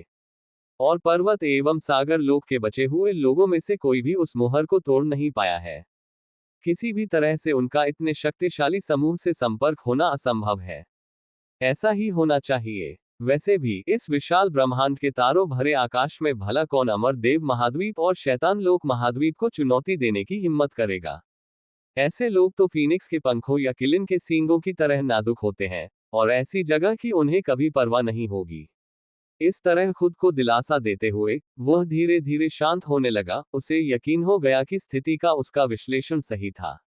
फिर भी छिपकली के ऊपर बने भंवर में मौजूद रहस्यमय आकृति को लेकर उसके मन में जो घबराहट और डर बैठा था, वह उसे दूर नहीं कर पा रहा था। वह आकृति जिसे वह देख नहीं पा रहा था, उसे ऐसा लग रहा था कि उस भंवर में जो भी था, वह उस विशाल सेना में सबसे भयानक प्राणी था। वह इतना घबराया हुआ था कि उसे इस बात का एहसास भी नहीं हुआ कि वह स्पष्ट रूप से कांपने लगा है। अमर देव महाद्वीप और शैतान लोक की सहायता से उसकी साधना का स्तर अब 9 तत्वों के स्तर पर था। फिर भी वह कांप रहा था। भय उस पर बाढ़ के पानी की तरह छा गया, जिससे उसे ऐसा महसूस हुआ जैसे उसका दम घुट रहा हो। वह केवल इंतजार कर सकता था और उम्मीद कर सकता था कि सेना बस वहां से गुजर जाएगी। युग काल के बाहर धुंध का कवच था। जैसे ही 33 स्वर्गों पर लगी मुहर कसती गई, मेंग हाओ का दृश्य एक बार फिर धुंधला हो गया। सेना रुक गई। असंख्य साधक वहां मंडरा रहे थे, उनकी आंखों में नरसंहार करने की तीव्र इच्छा और मेंग हाओ पर अटूट विश्वास झलक रहा था। एक एक करके वे मुड़े और उत्साह से उन्हें देखने लगे। चारों ओर सन्नाटा छा गया। किसी ने कुछ नहीं कहा। सभी बस मेंग हाओ के आदेश का इंतजार कर रहे थे। 9वें संप्रदाय के शिष्यों ने ऐसा ही किया, और अन्य सभी संप्रदायों के साधकों ने भी। यहाँ तक कि 9 सार वाले पारंगत भी अपवाद नहीं थे। संप्रदाय प्रमुख जिन युनशान, विशाल दीमक और दैत्य सिर वाला बूढ़ा छिपकली, और मेंग हाओ के अन्य सभी अधीनस्थ पूरी तरह चुप थे।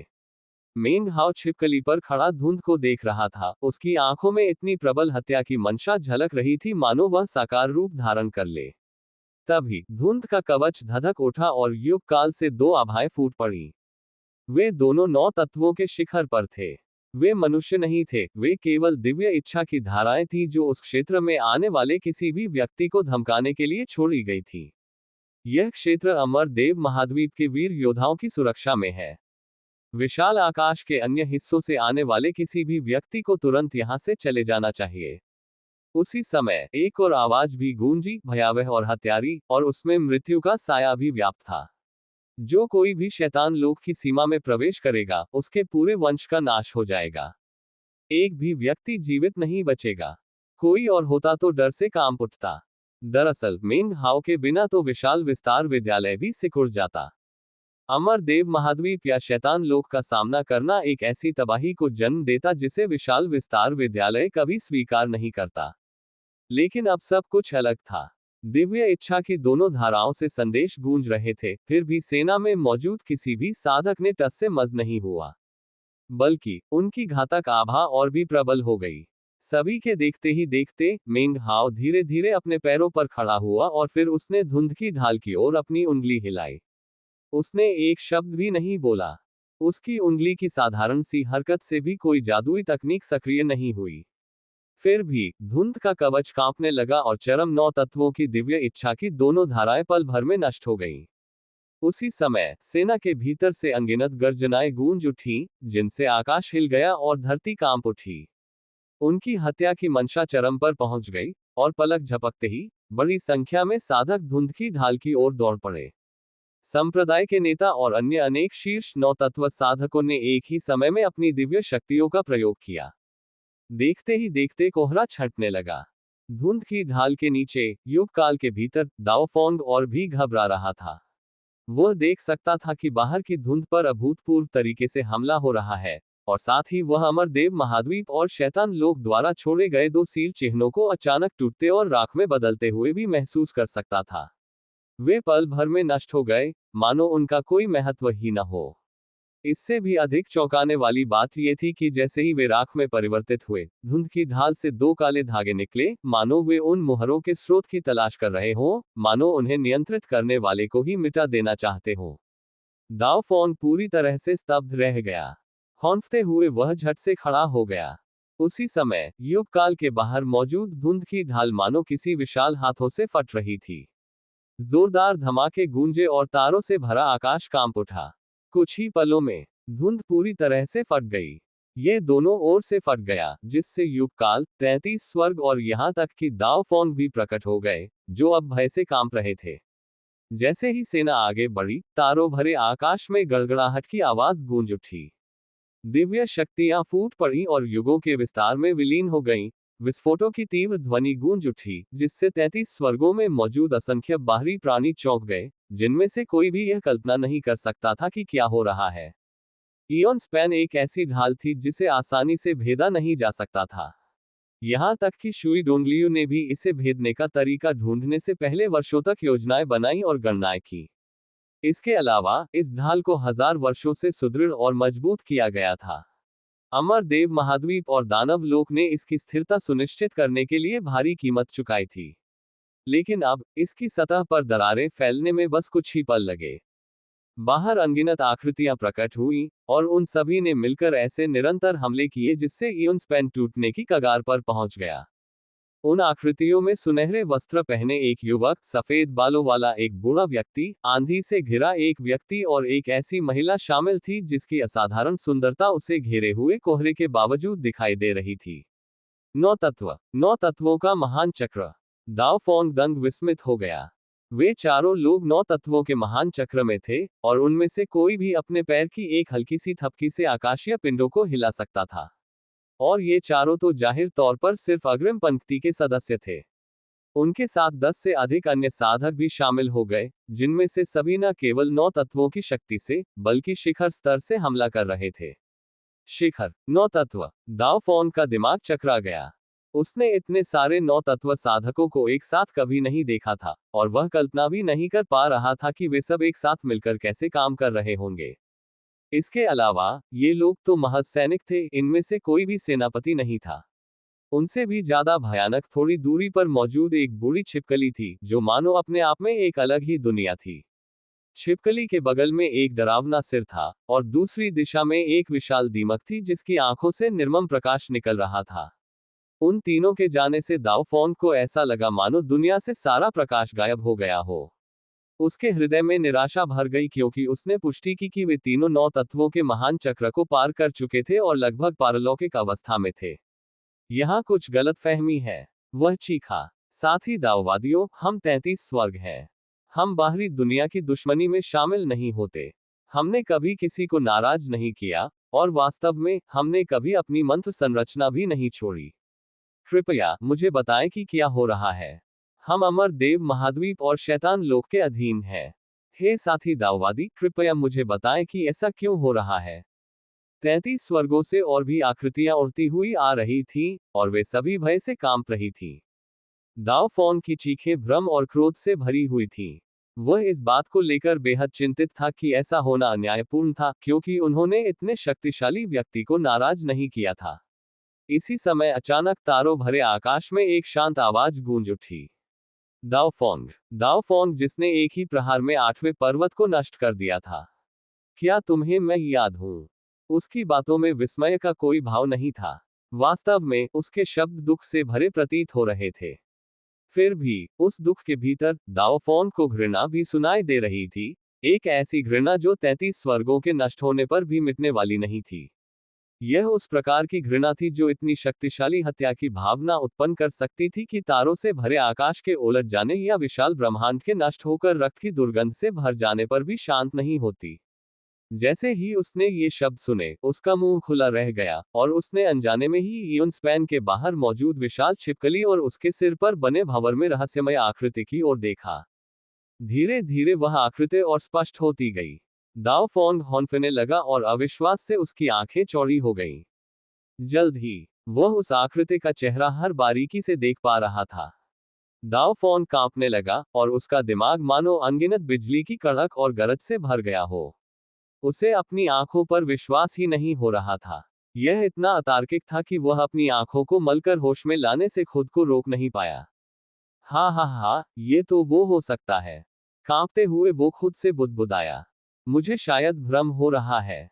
हा हा। आंखें मलने के बाद उसने दोबारा देखा, और उसका चेहरा पीला पड़ गया। वो सदमे से बस देखता रह गया, उसका दिमाग बिल्कुल खाली हो गया था।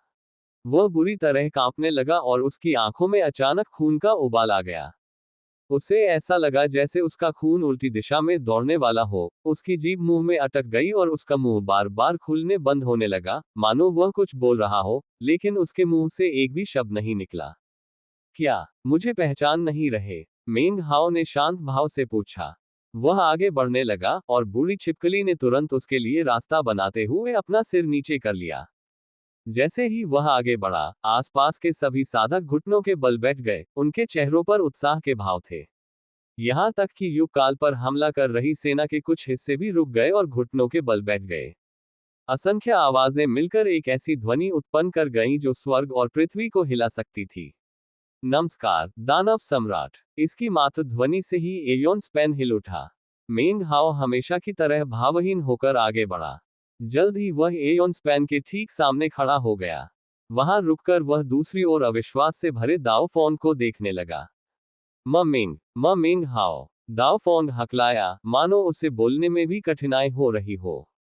उसकी आंखों में जो भाव थे, मानो वह दुनिया की सबसे अविश्वसनीय घटना का सामना कर रहा हो।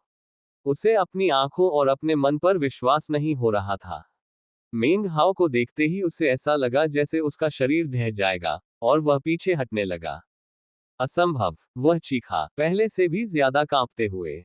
यह मुमकिन ही नहीं कि तुम मेंग हाओ हो। मेंग हाओ मर चुका है। मर चुका है, मैं तुम्हें बता रहा हूं। तुम कौन हो? मेंग हाओ का वेश क्यों बनाए हुए हो?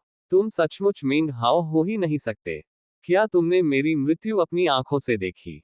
मेंग हाओ ने पूछा। उसे कोई जल्दी नहीं थी, और उस क्षेत्र की हर चीज उसकी दैवीय चेतना के नियंत्रण में थी। ये कहा जा सकता था कि यहाँ आने वाली कोई भी शक्ति या सामर्थ्य पर्वत और सागर तितली को धमका या नुकसान नहीं पहुंचा सकती थी। न तो अमर देवों का महाद्वीप, न ही शैतानों का लोक। और निश्चित रूप से 33 स्वर्ग तो उससे भी कम योग्य थे। मेंग हाओ की घृणा 2000 वर्षों से भी अधिक समय से पनप रही थी। यदि 33 स्वर्गों के विश्वासघात के क्षण से गिनती शुरू की जाए, जब उन्होंने पर्वत और सागर क्षेत्र का दमन करना शुरू किया, तो पर्वत और सागर क्षेत्र के साधकों की घृणा उससे भी कहीं अधिक पुरानी थी। इस घृणा के कारण मेंग हाओ एक ही झटके में 33 स्वर्गों को नष्ट नहीं कर सकता था। इससे घृणा दूर नहीं होती, वह उन्हें पीड़ा पहुंचाता, वह उन पर घृणा का विस्फोट करता।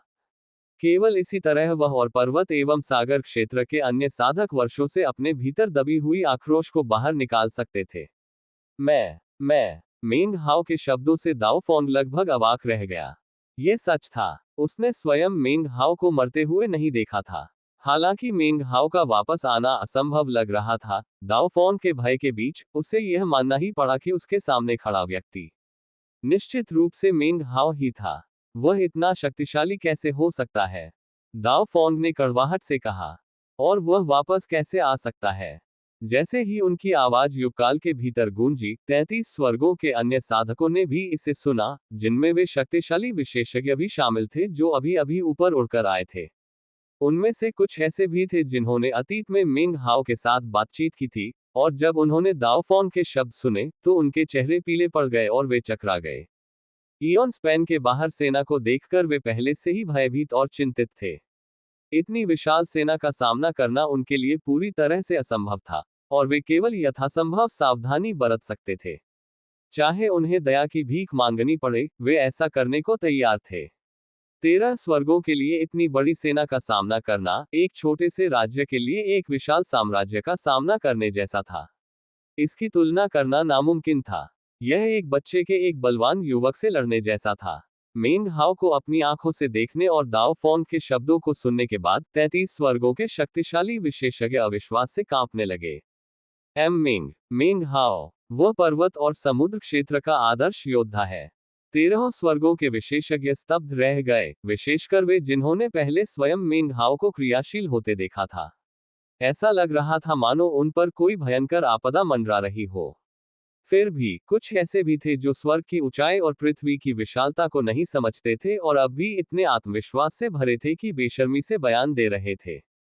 असंभव, यह असंभव है। वह मर चुका है। और अगर वह उस समय मरा भी नहीं था, तो अमर देव महाद्वीप और शैतान लोक महाद्वीप तब से उसकी तलाश कर रहे हैं।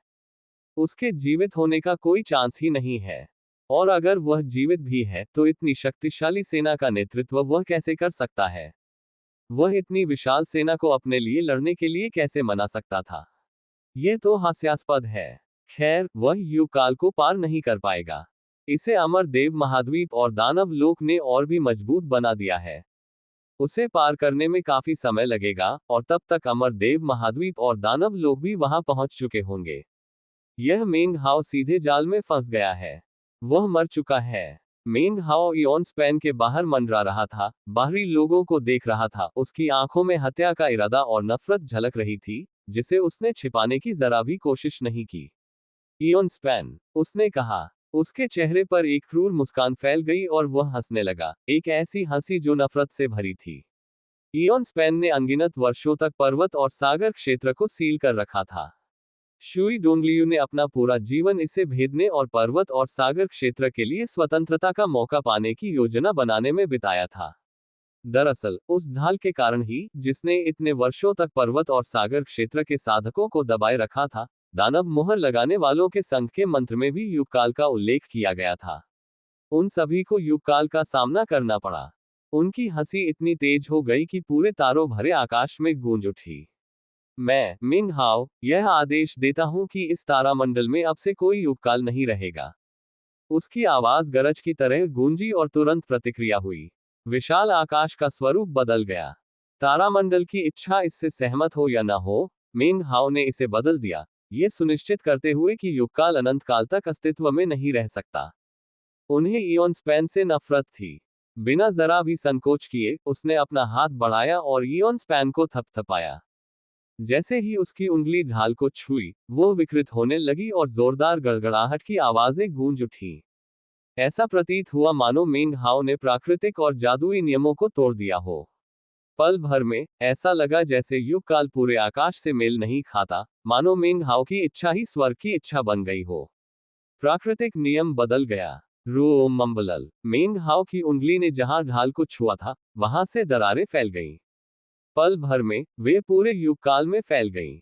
कुछ ही पलों में दाओफोंग और 33 स्वर्गों के अन्य शक्तिशाली विशेषज्ञों ने विस्मय और अविश्वास के साथ देखा कि युग काल की ढाल चकनाचूर हो गई। ये पूरी तरह से अनगिनत टुकड़ों में बिखर गया, एक सूखी टहनी की तरह आसानी से नष्ट हो गया। जैसे ही नष्ट हुए कवच के अनगिनत टुकड़े चारों दिशाओं में फैल गए, ऐसा लगा मानो तारों का आकाश उन्हें बाहर निकालना चाहता हो। तीव्र दबाव ने उन्हें कुचल दिया और चूर चूर कर दिया।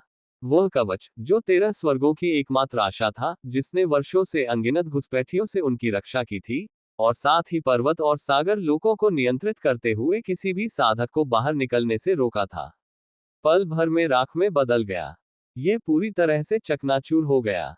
मैं, मिंग हाओ, यह आदेश देता हूं कि साधना करने वाले सभी लोग अब स्वयं को विस्फोटित नहीं कर सकते या आत्महत्या नहीं कर सकते। ठंडी निगाहों से देखते हुए उसने उंगली लहराए और एक नया प्राकृतिक नियम स्थापित किया जो 33 स्वर्गों पर लागू हो गया। इसी कारण 33 स्वर्गों में रहने वाले असंख्य जीव कपकपा उठे और उनके मन चकरा गए। ऐसा लग रहा था मानो सर्वशक्तिमान ईश्वर की इच्छा मेंग हाओ के प्रतिशोध में हस्तक्षेप करने को तैयार ही नहीं थी। मेंग हाओ की 33 स्वर्गों के प्रति घृणा और उसके द्वारा अभी बोले गए शब्द आने वाले खतरे के संकेत दे रहे थे। और वह खतरा था एक पूर्ण और विनाशकारी विनाश, जिसमें कोई भी जीवित नहीं बचेगा। इन्हें खत्म कर दो, मेंग हाओ ने कहा। उसकी आवाज नर्म थी, लेकिन उसकी आंखों में जानलेवा आग जल रही थी। एक को भी जिंदा मत छोड़ना। और जल्दी मत करना।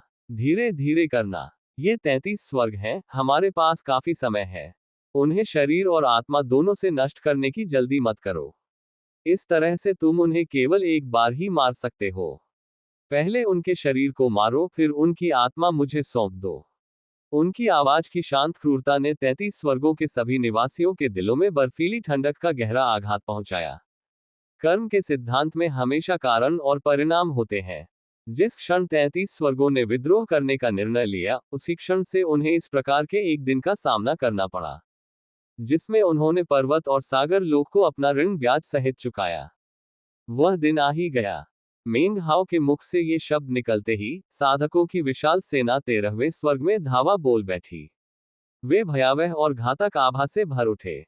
उनकी संख्या और शक्ति को देखते हुए वे तीनों स्वर्गों को पल भर में नष्ट कर सकते थे, शरीर और आत्मा से सभी को मार सकते थे। लेकिन मेंग हाओ ऐसा परिणाम नहीं चाहता था। वह सिर्फ उन्हें मारना ही नहीं चाहता था, बल्कि बदला लेना चाहता था। और वह बदला ये था कि 13 स्वर्ग अंततः नष्ट होने से पहले लंबे समय तक भयानक आतंक में तड़पते रहें। इसलिए उसने विशाल विस्तार विद्यालय के साधकों को आदेश दिया कि वे संहार में समय लें। धीरे धीरे मारें। पूरा क्षेत्र सील कर दिया गया था, जिससे किसी और का प्रवेश असंभव हो गया था। इसके अलावा प्राकृतिक नियम के अनुसार अब किसी को भी आत्महत्या करने या आत्म विस्फोट करने की अनुमति नहीं थी। इस प्रकार कोई भी उस दंड से बच नहीं सकता था जो एक पारलौकिक साधक द्वारा निर्धारित किया गया था। मेंग हाओ को इस बात की चिंता नहीं थी कि 33 स्वर्ग अपने उन्माद में आकर पर्वत और सागर तितली को नुकसान पहुंचा सकते हैं। वह ऐसा होने से रोक सकता था। कुछ क्षण पहले ही निकले 33 स्वर्गों के शक्तिशाली विशेषज्ञ चीखते चिल्लाते भाग गए। वे अपनी ओर बढ़ते हुए साधकों की विशाल सेना का मुकाबला करने के योग्य ही नहीं थे। कांपते हुए वे 33 स्वर्गों के भीतर और गहराई में भाग गए। देखते ही देखते हर तरह की सुरक्षा व्यवस्था सक्रिय हो गई। हालांकि विशाल विस्तार विद्यालय के साधकों की विशाल सेना की एक ही बमबारी के सामने ये रक्षा प्रणालियां टिक नहीं पाईं। वे पल भर में नष्ट हो गईं। विनाश के लिए सबसे पहले 33वें स्वर्ग को निशाना बनाया गया। उसी समय मेंग हाओ खंडहर हो चुके एओन स्पैन में दाखिल हुआ। उसका चेहरा हमेशा की तरह एक ही भाव लिए दाओफोंग के सामने आकर खड़ा हो गया। दाओ फॉन का चेहरा पीला पड़ गया था और उसके सारे रोंगटे खड़े हो गए थे। मेंग हाओ को देखते ही वह पीछे हटने लगा। जब तुमने एक ही वार में 8वें पर्वत को नष्ट कर दिया था, तब तुम बड़े घमंडी थे, मेंग हाओ ने शांत स्वर में कहा। अब तुम्हारा वो घमंड कहाँ गया? वह एक कदम आगे बढ़ा और दाओ फॉन के ठीक सामने खड़ा हो गया। उसका दाहिना हाथ तेजी से आगे बढ़ा और उसने दाओ फॉन की छाती पर एक जोरदार प्रहार किया। एक जोरदार धमाका हुआ और दाओ फॉन की चीख सुनाई दी। उसके मुंह से खून निकल रहा था और वह पीछे की ओर गिर पड़ा। दाओ फॉन के लिए मेंग हाओ की उंगली का वह हल्का सा झटका मानो पूरे आकाश के गिरने जैसा था। उसकी एक उंगली के झटके ने उसकी छाती को चूर चूर खून से लथपथ कर दिया और उसके शरीर के बाकी हिस्सों को भी चकनाचूर कर दिया। बेशक मेंग हाओ ने अपने प्रहार की शक्ति को नियंत्रित करने की पूरी कोशिश की थी। आखिर उसकी उंगली का एक झटका विशालकाय आकाशीय पिंडों को नष्ट कर सकता था। दाओ फॉन की तो बात ही अलग थी। मेंग हाओ किसी भी कीमत पर दाओ फॉन को इतनी आसानी से मरने नहीं दे सकता था। इस बंदर ने न केवल युद्ध में 8वें पर्वत को नष्ट किया था, बल्कि अनगिनत पर्वत और सागर लोक के साधकों को भी मार डाला था। वर्षों से जब वह 33 लोगों की रक्षा कर रहा था, तब उसके हाथों मारे गए लोगों की संख्या गिनना असंभव था। मरने वालों में कई ऐसे भी थे जिन्हें युग काल को चुनौती देने का अवसर मिलना चाहिए था। असंभव, असंभव। तुम्हारी साधना का आधार स्तर क्या है? यह असंभव है। दाओ फोंग ने और खून उगला। उसकी आंखों में पागलपन झलक रहा था और वह मिंग हाओ को घूर रहा था। अंत में उसने अपना सिर पीछे की ओर झुकाया और एक दर्दनाक चीख निकाली। वह डरा हुआ था, भयभीत। उसने सपने में भी नहीं सोचा था कि मिंग हाओ न केवल वापस लौटेगा, बल्कि उसके पास एक विशाल सेना होगी जो उसके इशारों पर काम करेगी। अगर बात सिर्फ इतनी ही होती, तो शायद कोई बड़ी बात नहीं होती, लेकिन सबसे चौंकाने वाली बात यह थी कि मिंग हाओ की साधना शक्ति अप्रत्याशित रूप से एक चौंकाने वाले स्तर तक पहुंच गई थी। दाओ फोंग ने कभी किसी ऐसे व्यक्ति से मुलाकात नहीं की थी जो एक ही वाक्य का उपयोग करके युगकाल के अस्तित्व को नकार सके और फिर एक उंगली से उसे नष्ट कर सके। सच्चाई तो ये थी कि उसने सेना में मौजूद उन असंख्य शक्तिशाली विशेषज्ञों को देखा था जो मिंग हाओ को उत्साह और श्रद्धा से देखते थे, लेकिन वह उस एक शब्द को स्वीकार ही नहीं कर पा रहा था। अतिशयोक्ति। मिंग हाओ एक कदम और आगे बढ़ा, जिससे वह दाओ फोंग के सामने आ गया। उसने हाथ बढ़ाकर दाओ फोंग की दाहिनी बांह पर हल्का सा प्रहार किया। बांह के चटकने की तेज आवाज आए और वह चकनाचूर होकर खून के गुबार में बिखर गई। दाओ फोंग बुरी तरह कांप रहा था। वह भागना चाहता था, पर भाग नहीं सका। उस पर पड़े दबाव ने उसे नामुमकिन बना दिया था। वह बस मिंग हाओ को घूरता रहा। मैंने अपनी शक्ति पर ठीक से नियंत्रण नहीं किया, मिंग हाओ ने सिर हिलाते हुए कहा। उसने हाथ बढ़ाकर दाओ फोंग का बायां हाथ पकड़ा और उसकी पांचों उंगलियां एक एक करके कुचल दी। कांपते हुए दाओ फोंग ने एक दिल दहला देने वाली चीख मारी। जब दाओ फोंग का हाथ बुरी तरह कुचल गया, तो वह खौफ से देखता रह गया क्योंकि मिंग हाओ ने उसकी पूरी बांह पर उंगलियां गड़ाकर उसे धीरे धीरे कुचलना शुरू कर दिया। फिर उसके पैर, फिर उसका धड़।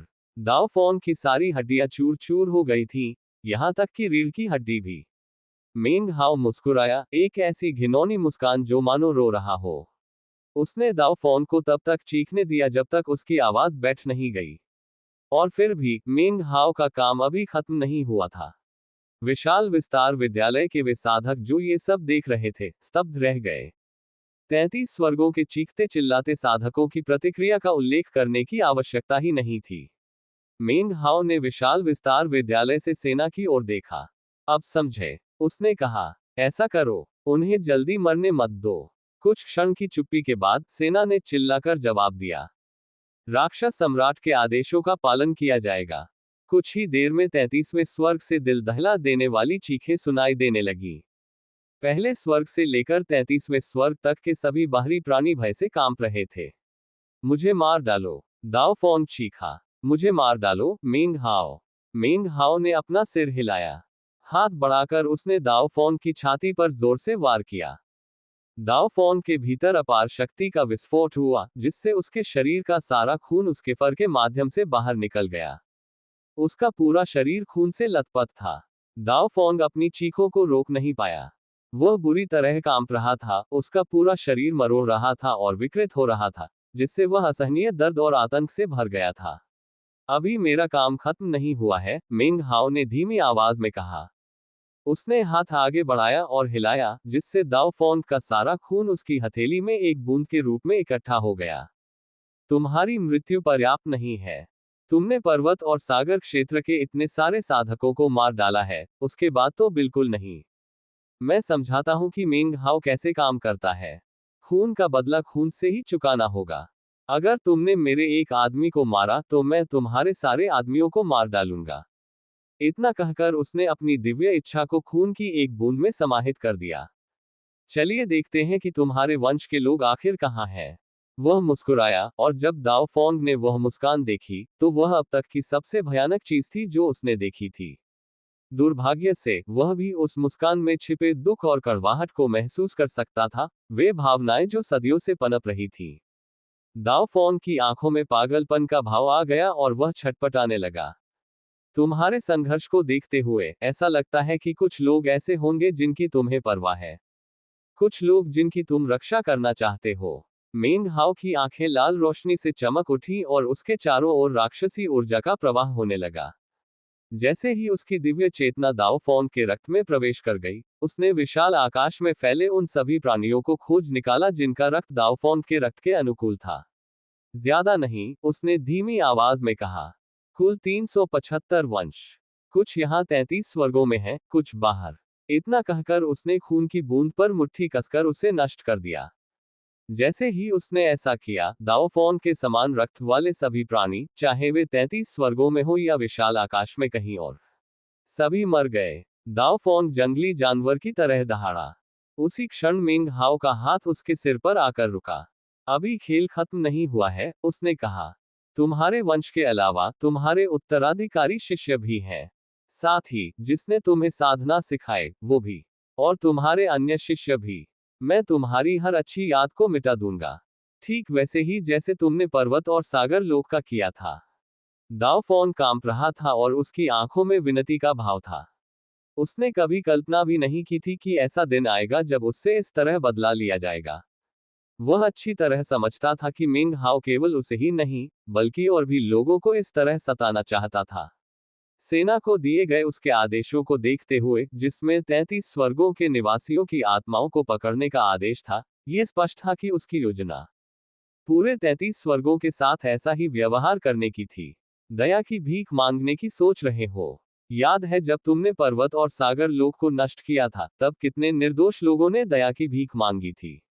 दुर्भाग्य से जब तुमने 8वें पर्वत को कुचला, तो मुझे नहीं लगता कि तुमने उन पर ध्यान भी दिया।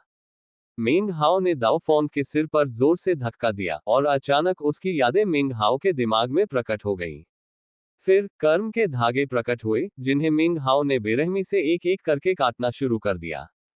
हर टूटते कर्म धागे के साथ दाओ फोन को किसी की चीख सुनाई दे रही थी। अंत में वह कांप रहा था, उसकी आंखें खाली थीं, जब मेंग हाओ ने उसकी आत्मा निकाल ली। तेरा शरीर तो नष्ट हो गया, मेंग हाओ ने धीरे से कहा, परंतु तेरी आत्मा को शांति नहीं मिलेगी। मेंग हाओ ने हाथ हिलाया और ऊपर ज्वालाओं का सागर प्रकट हो गया। उसने दाओ फोन की आत्मा को आग में फेंक दिया, जहां वह अनंत काल तक जलती और पीड़ा भोगती रहेगी। जब तक मेंग हाओ जीवित रहेगा, ये पीड़ा कभी समाप्त नहीं होगी। मेंग हाओ ने एक लंबी आह भरी और 33वें स्वर्ग की ओर चल पड़ा। जब वह वहां पहुंचा, तब तक वहां मौजूद सभी बाहरी लोग मर चुके थे। उनके शरीर पूरी तरह से नष्ट हो चुके थे, केवल हड्डियां ही बची थीं। उनकी स्मृतियां और वंश नष्ट हो चुके थे, और उनकी आत्माएं निकाल ली गई थीं। इसके बाद बंदी बनाई गई आत्माओं को वास्ट एक्सपेंस स्कूल की सेना द्वारा मेंग हाओ के हवाले कर दिया गया। वह स्वयं भूभाग के ऊपर हवा में मंडरा रहा था, आत्माओं को ज्वाला के सागर में उड़ेल रहा था, जहां उन्हें शाश्वत यातना भोगनी होगी। ये बहुत जल्दी बीत गया, मेंग हाओ ने धीमी आवाज में कहा। अब से प्रत्येक भूभाग को पूरी तरह नष्ट करने में पूरा एक दिन लगाओ। उसकी बात सुनकर विशाल विस्तार विद्यालय के साधक कांप उठे। अब उन्हें मेंग हाओ की 33 स्वर्गों के प्रति घृणा की असीम गहराई का पूरा एहसास हो गया था। इसके साथ ही मेंग हाओ ने अपना दाहिना पैर उठाया और उसे 33वें आकाश पर जोर से पटका। गड़गड़ाहट की आवाजें गूंज उठी और दरारें पूरे भूभाग में फैल गईं। फिर वह ढहने लगा। इमारतें गिर पड़ी। सब कुछ नष्ट हो गया, धूल के सिवा कुछ नहीं बचा। ये सब कुछ पल भर में हो गया।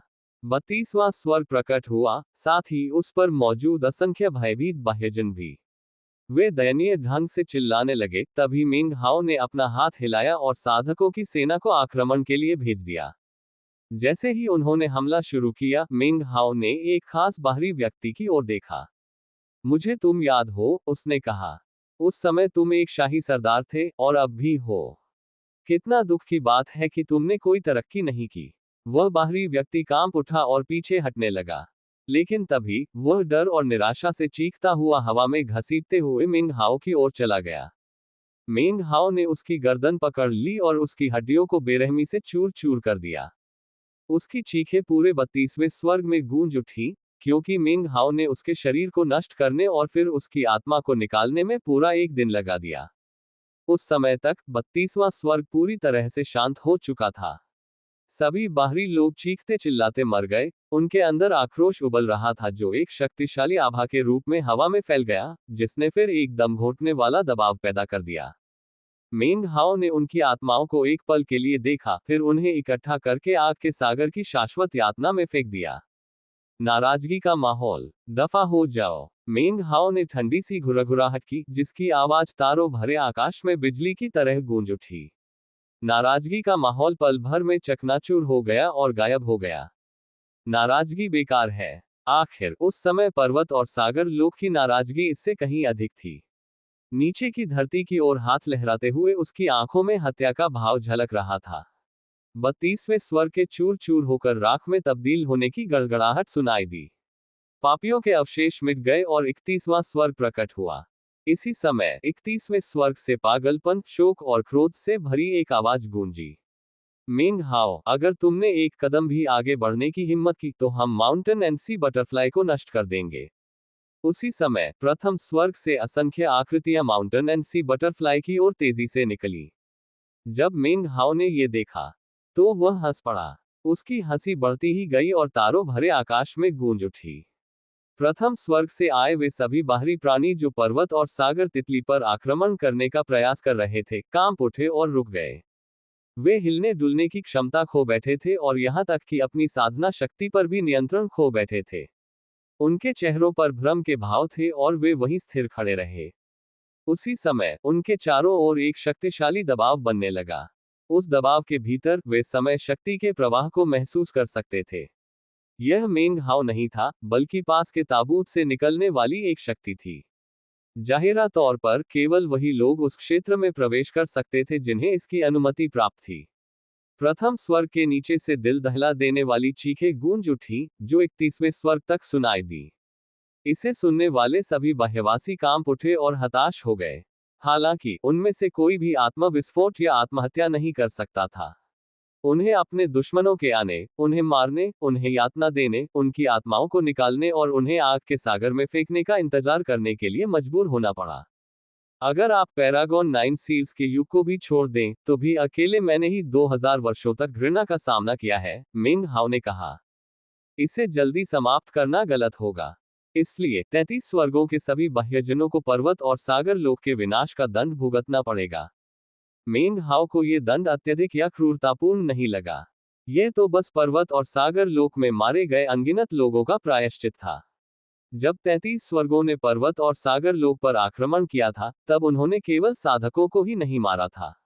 उन्होंने मनुष्यों का भी नरसंहार किया था। वे पर्वत और सागर लोक का पुनर्तः विनाश चाहते थे। मिंग हाओ के लिए परिणाम स्वरूप उत्पन्न घृणा का अर्थ था कि किसी भी प्रकार की यातना अत्यधिक नहीं थी। साधकों की सेना ने तबाही मचाने के लिए 31वें स्वर्ग में फैलना शुरू कर दिया। एक दिन बाद वे 30वें स्वर्ग में उतरे। अगले दिनों में उन्होंने नरसंहार करते हुए 15वें स्वर्ग तक अपना रास्ता बनाया। उस समय तक बचे हुए बाह्यवासियों के मन भय से भर चुके थे। उन्होंने गिड़गिड़ाया। वे रोए। उन्होंने गिड़गिड़ाया। लेकिन मिंग हाओ को उन पर जरा भी दया नहीं आई। वह पर्वत और सागर लोक के विनाश की क्रूरता और मरने से पहले अपने परिचित लोगों के चेहरों पर देखी गई निराशा के बारे में सोचना बंद नहीं कर पा रहा था। उस समय उसे अपनी साधना शक्ति के अपर्याप्त होने से घृणा थी। उसे स्वर्ग और पृथ्वी के क्रूर अन्याय से घृणा थी। अब वह 15वें स्वर्ग के ऊपर हवा में मंडरा रहा था। उसकी आवाज में दुख झलक रहा था और वह बुदबुदा रहा था, सुनो। क्या तुम्हें वह आवाज सुनाई दे रही है? पर्वत और सागर लोक की आत्माएं जो बाहरी लोगों के हाथों मारी गईं। क्या तुम ये सुन रहे हो? वे गिड़गिड़ा रहे हैं, भीख मांग रहे हैं, रो रहे हैं। आप क्या सोचते हैं? क्या हमें उन्हें माफ कर देना चाहिए? कुछ क्षण बाद, उसने कहा, मैं तुम्हारी प्रतिक्रिया सुन चुका हूं। नहीं, हम उन्हें माफ नहीं करेंगे। खून का बदला खून से ही चुकाना होगा। वे पहाड़ों और समुद्रों के लोगों को नष्ट करना चाहते थे, इसलिए मैं उन्हें पूरी तरह से मिटा दूंगा। वह उदास लग रहा था, फिर भी मुस्कुरा रहा था। हंसते हुए, उसने अपना हाथ ऊपर उठाया और विशाल विस्तार स्कूल की सेना के आगे बढ़ने को रोक दिया। अब आगे, उसने शांत स्वर में कहा, तुम्हें कुछ भी करने की जरूरत नहीं है। इतना कहकर उसने 15वें स्वर की ओर देखा और दहाड़ते हुए बोला, मेरी बात सुनो, तुम सब जिन्होंने पहाड़ों और समुद्रों के विरुद्ध विद्रोह किया था। तुम्हारे बीच 3 नौसार वाले श्रेष्ठ योद्धा हैं। तुम तीनों यहां से तुरंत निकल जाओ। उसकी आवाज नीचे के सभी शेष स्वर्गों में गरज की तरह गूंज उठी। जब उसने इयोन स्पैन को नष्ट किया, तो उससे यह एहसास हुआ कि 33 स्वर्ग पहले की तुलना में कहीं अधिक शक्तिशाली हो गए थे। मूल युद्ध के समय, उनके पास कोई भी 9 एसेंस पैरागॉन नहीं था। लेकिन अब उनके पास 3 थे, या अगर दाओ फोन को भी गिने तो 4। जैसे ही उसकी आवाज गूंजी, 15 भूभाग कांप उठे। जिन 3 परम योद्धाओं का उसने जिक्र किया था, वे भी कांपने लगे।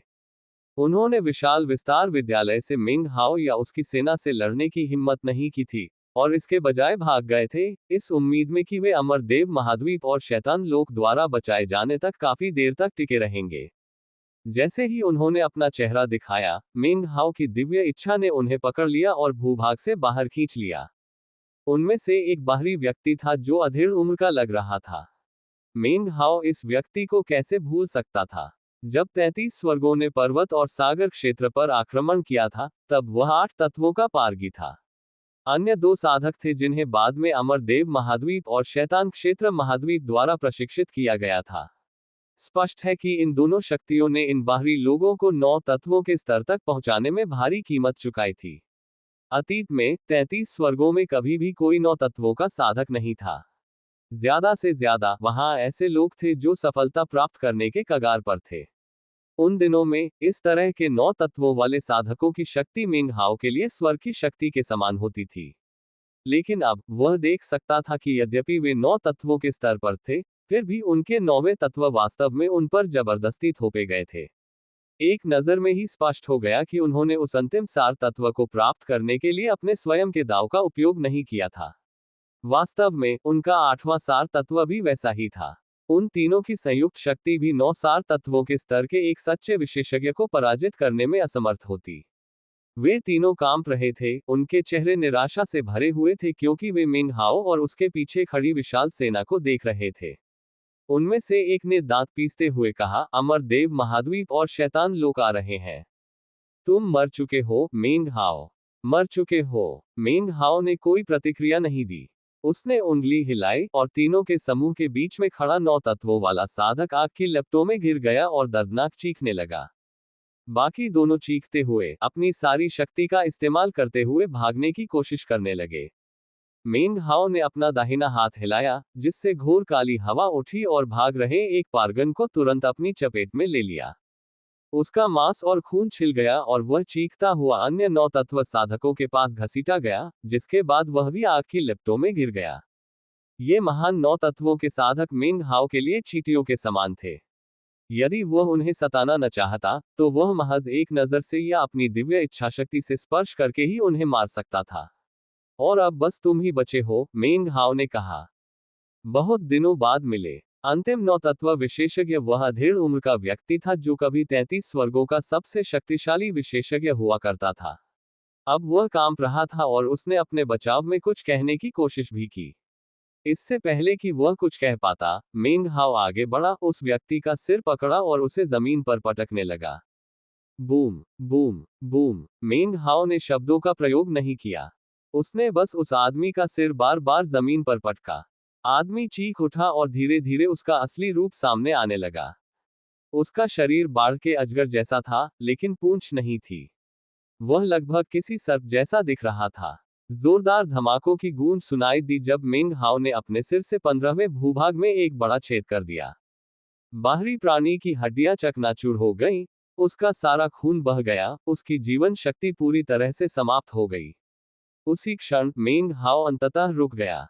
बाहरी प्राणी की आत्मा को निकालकर वह अपने पैरों पर खड़ा हो गया। अब तक 15वें भूभाग पर मौजूद अन्य बाहरी लोगों के चेहरे पूरी तरह से पीले पड़ चुके थे और उनके दिमाग चकरा रहे थे। वे पूरी तरह से आतंक और निराशा से घिरे हुए थे। उनके लिए मेंग हाओ पूरे आकाश में सबसे भयावह प्राणी था। 33 स्वर्गों में सभी बाहरी लोग 9 सारों के महापुरुषों का आदर करते थे। फिर भी उन्होंने अभी अभी 9 सारों के सर्वोच्च महापुरुषों में से एक, जो स्वर्गों की शक्ति का स्वामी था, को मेंग हाओ द्वारा चीखते हुए आग के सागर में फेंकते हुए देखा था। उसका शरीर जलकर राख हो गया और उसकी आत्मा ज्वाला में समा गई, जहां वह अनंत काल तक रहेगी।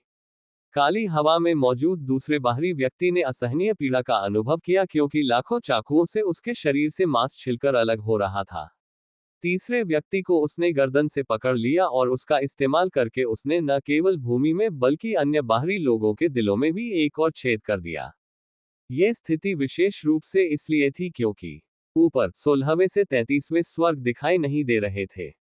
केवल एक असीम ज्वाला सागर ही दिखाई दे रहा था, जिसके भीतर अनगिनत मृत बाह्यजनों की आत्माएं पीड़ा से चीख रही थी। जैसे ही वह ध्वनि नीचे रहने वाले बाहरी लोगों के दिलों तक पहुंची, वह आतंक का एक स्रोत बन गई, जिससे बाहरी लोग चिंता से कांपने लगे। सबसे बुरी हालत उन लोगों की थी जिन्होंने पर्वत और सागर लोक के साथ युद्ध में भाग लिया था, जिनका डर विशेष रूप से तीव्र और गहरा था। उनमें से कई लोगों ने पहले भी मेंग हाओ को देखा था और युद्ध में घटी हर घटना उन्हें याद थी, कैसे पर्वत और सागर लोक के अनगिनत साधक मारे गए थे। मेंग हाओ अपवित्र हो गया था, अमर से दानव में परिवर्तित हो गया था। उस समय उसने अपना सिर पीछे की ओर झुकाया था और पागलपन में ठहाके लगाए थे। अब वह छवि उनके सामने खड़े उस निर्मम ठंडे व्यक्ति की छवि से मेल खा रही थी, जिसकी आंखों में हत्या की आग जल रही थी। 15वें स्वर्ग से, और विशेष रूप से नीचे स्थित भूभागों से, विनती और गिड़गिड़ाने की आवाजें सुनाई दे रही थी। वे पूरी तरह से भय से भर गए थे। मेंग हाओ के लिए यह बदला था। उनके लिए यह एक नरसंहार, एक विनाश था। भयानक मेंग हाओ और उसकी सेना के खिलाफ लड़ने का उनके पास कोई रास्ता नहीं था। कई हताश बाहरी लोगों को अब एहसास हुआ कि मेंग हाओ की साधना शक्ति इतनी अधिक थी कि वह केवल हाथ हिलाकर सभी 33 स्वर्गों को नष्ट कर सकता था और बाहरी लोगों को शरीर और आत्मा से मिटा सकता था। लेकिन उसने ऐसा नहीं किया। वह कहीं अधिक क्रूर तरीका अपना रहा था, अपना हाथ रोककर धीरे धीरे लेकिन निश्चित रूप से उन्हें पीसकर चूर चूर कर रहा था। यह एक ऐसी विधि थी जो भयावहता की हद पार कर गई थी। मेंग हाओ वहां चुपचाप खड़ा रहा। प्रथम स्वर्ग से लेकर 15वें स्वर्ग तक निराशा भरी आवाजें सुनाई दे रही थी। यह उसके लिए जानी पहचानी बात थी, बहुत जानी पहचानी। जब पर्वत और सागर लोक नष्ट हुए थे, तब भी ठीक ऐसा ही था। निराशा का माहौल वैसा ही था जैसा कि पर्वत और समुद्र क्षेत्र में था। अगला कदम, उसने बुदबुदाते हुए कहा, उसकी आंखों में हत्या का इरादा झलक रहा था। मुझे लगता है कि मुझे इन बाहरी लोगों को मौत के घाट उतारने के लिए मजबूर करना चाहिए। जिस तरह से तुमने उस समय पर्वत और समुद्र राज्य के साथ व्यवहार किया था, उसी तरह मैं आज तुम्हारे साथ व्यवहार करूंगा। यह तो उचित है ना? जब उसने उन सभी लोगों के बारे में सोचा जिन्हें उसने मरते हुए देखा था, तो उसे ऐसा लगा मानो वह अनगिनत भूतों से घिरा हुआ हो, पर्वत और सागर क्षेत्र के उन वीर नायकों के भूतों से जो मृत्यु को प्राप्त हुए थे। 15वें भूभाग पर कदम रखते ही मेंग हाओ जोर से हंस पड़ा। विशाल विस्तार स्कूल के साधक उसके पीछे आने ही वाले थे कि उसने हाथ उठाकर उन्हें रोक दिया। इस समय तक मेंग हाओ ने किसी और को इसमें शामिल करने की योजना नहीं बनाई थी। उसकी दिव्य चेतना 15वें स्वर्ग के सभी बाहरी लोगों तक फैल गई, और उसी समय उसका एक दूसरा रूप एक तरफ हट गया। फिर एक और इसी तरह कई क्लोन बनते चले गए। पहले 100,000 थे, फिर 10,000,000, फिर 10,000,000, फिर करोड़ों। उनका अंत होता नहीं दिख रहा था। उस भूभाग पर रहने वाला हर बाहरी व्यक्ति अचानक मेंग हाओ के किसी न किसी रूप का सामना कर रहा था। कुछ ही पलों में मेंग हाओ के क्लोनों ने 15वें स्वर्ग को भर दिया। फिर प्रत्येक क्लोन ने एक बाहरी व्यक्ति की गर्दन पकड़ ली, चाहे उस बाहरी व्यक्ति का साधना स्तर कुछ भी हो, चाहे वह कितना भी संघर्ष करे, चाहे वह कितना भी बचाव करे। बाहरी लोग दया की भीख मांग रहे थे और हताशा और पागलपन में चीख रहे थे। जो भी इसे सुनता, उसे नरक की आवाज सुनाई देती। लेकिन मेंग हाओ के लिए ये बदले की आवाज थी। मुझे 33 स्वर्गों से नफरत है। मुझे इन भूमियों से नफरत है, और मुझे इनमें रहने वाले हर व्यक्ति से नफरत है। मेंग हाओ ने अपनी आंखें बंद कर ली, तभी उसके क्लोनों ने अचानक अपने हाथ कसकर पकड़ लिए। सन्नाटा छा गया। क्लोनों ने बाहरी लोगों की गर्दनें नहीं कुचली। उन्होंने उन्हें हवा में ऊपर उठाया और उनके शरीर के अंदर तबाही मचाने के लिए उनमें साधना शक्ति का संचार किया। बाहरी लोग कांप रहे थे, लेकिन उनके गले कसकर बंद किए जा रहे थे, इसलिए वे चीख नहीं पा रहे थे। संघर्ष करने की कोशिश में उनके शरीर छटपटा रहे थे, लेकिन असल में वे संघर्ष करने के योग्य ही नहीं थे। ऊपर से विशाल विस्तार विद्यालय की सेना के भीतर से सिसकियां सुनाई दे रही थी। मेंग हाओ के तौर तरीकों से वे समझ सकते थे कि 33 स्वर्गों के प्रति उसकी घृणा एक अवर्णनीय स्तर पर पहुंच गई थी, एक ऐसा स्तर जिसने उन्हें पूरी तरह से स्तब्ध कर दिया था। उनके लिए इसे पूरी तरह समझना नामुमकिन था। उन्होंने पर्वत और सागर क्षेत्र में हुए उस क्रूर और भयावह युद्ध में भाग नहीं लिया था। उन्होंने पहाड़ों को ढहते हुए और तारों भरे आकाश को बिखरते हुए नहीं देखा था। उन्होंने असंख्य नश्वर लोकों के लोगों को बाहरी लोगों द्वारा नष्ट होते हुए नहीं देखा था। पुरुष, महिलाएं, बूढ़े, जवान, उन सभी का निर्दयता से नरसंहार किया गया था। मेंग हाओ उस समय जो कुछ देखा था, उसे भूल नहीं सका, और उस नरसंहार के दौरान मनुष्यों के साथ जो कुछ हुआ था, उसे भी नहीं भूल सका। मनुष्य भी पर्वत और सागर लोक का हिस्सा थे, और उसे उन सभी के शव याद थे। यहाँ तक कि गर्भवती महिलाओं और शिशुओं के भी। उनकी संख्या अनगिनत थी। इससे भी ज्यादा घिनौना वह तरीका था जिससे उसने लोगों को बाहरी लोगों द्वारा जिंदा खाए जाते देखा था। अगर मैं इन दरिंदों के साथ इससे भी बुरा बर्ताव करता, तो भी ये दया ही होती। मेंग हाओ ने अपनी आंखें नहीं खोली। उसके क्लोनों ने बाहरी लोगों को कुचलना शुरू कर दिया, यहाँ तक कि 15वें स्वर्ग में खून के फूल खिल उठे। सभी बाहरी लोग मारे गए। उनके शरीर नष्ट हो गए, और उनकी आत्माओं को उनके विलीन होने से पहले ही मेंग हाओ ने अपने साथ ले लिया। फिर उन आत्माओं को अग्नि के सागर में फेंक दिया गया, जहां उनकी चीखें स्वर्ग और पृथ्वी में गूंज उठी। अनगिनत आत्माएं उस ज्वाला सागर में समाई हुई थीं, सभी जल रही थीं और पीड़ा से तड़प रही थीं। वे अब जो अनुभव कर रहे थे, वैसा उन्होंने अपने पूरे जीवन में कभी नहीं किया था। पापियों की भूमि शेष नहीं रहेगी, मेंग हाओ ने आंखें खोलते हुए कहा। उसी क्षण 15 भूभागों पर मौजूद उसके सभी क्लोन गायब हो गए। अंततः उसने अपना पैर जोर से पटका। एक जोरदार धमाका हुआ और पूरी जमीन ढह गई, राख और मलबे में बदल गई, जो 14वें स्वर्ग पर बरसने लगा। नीचे इमारतें तबाह हो गईं और गड्ढे खुल गए। 14वें स्वर्ग की धरती कांप उठी और बाहरी लोगों की चीखें गूंज उठी। वे पूरी तरह से हताश लग रहे थे। पागलपन की ओर बढ़ते हुए वे लड़ने के लिए तैयार होकर ऊपर उड़ गए और मेंग हाओ को जान से मारने की निगाहों से घूरने लगे। 14वें स्वर्ग के बाहरी लोग इतनी निराशा की स्थिति में थे, उनके दिमाग तीव्र दबाव के कारण इतनी उथल पुथल में थे कि उन्होंने अनायास ही अपनी सच्ची भावनाओं को व्यक्त कर दिया। मैंने उस साल पर्वत और समुद्र लोक के कुछ ही बदमाशों को मारा था। अगर इस जीवन के बाद अगला जीवन है, तो मैं निश्चित रूप से और भी अधिक लोगों को मारूंगा। हाँ हाँ हाँ, जब मैंने पर्वत और सागर लोक के विरुद्ध युद्ध लड़ा, तो मैंने दर्जनों साधकों को कुचल दिया, और यहाँ तक कि एक पूरे नश्वर राज्य का नरसंहार भी कर दिया। मैंने उनके बहुत सारे हृदय भी खा लिए। अब जब मैं इसके बारे में सोचता हूँ, तो मुझे याद आता है कि उनका स्वाद कितना अद्भुत था। पर्वत और सागर लोक की महिला साधिकाएं उत्कृष्ट साधना पात्र होती हैं, और उनका स्वाद भी लाजवाब होता है। युद्ध के बाद मैं उनमें से कई को गुलाम बनाकर अपने साथ घर ले आया था। अफसोस की बात है कि वे बहुत कमजोर थीं और अंततः इसी वजह से उनकी मृत्यु हो गई। जब मेंग हाओ ने उनकी बातें सुनी, तो उसकी आंखें ठंडी पड़ गईं और उसका घातक आभास भड़क उठा। उसने कुछ नहीं कहा। इसके बजाय उसने आने वाले लोगों की ओर उंगली हिलाकर इशारा किया। मेंग हाओ की उंगली के इशारे से 14वें स्वर्ग के बाहरी लोगों में एक कंपकंपी दौड़ गई। उसके हाथ से एक लहर फैली और लगभग तुरंत ही बाहरी लोगों के समूह में सबसे तेज गति वाले व्यक्ति तक पहुंच गई। उसी क्षण वे कांपने लगे और फिर अचानक उनका मांस और खून उनके शरीर से अलग हो गया। एक पल बाद वह हलचल थम गई और वे कंकाल बन गए। अपने शरीर से मांस और रक्त के छिल जाने के दर्द से बाहरी लोग चीखने लगे, लेकिन जैसे जैसे उनका मांस और रक्त गायब होता गया, वैसे वैसे उनकी ध्वनि उत्पन्न करने की क्षमता भी समाप्त हो गई। जल्द ही वे केवल अपनी आत्माओं के भीतर के दर्द को ही महसूस कर सकते थे।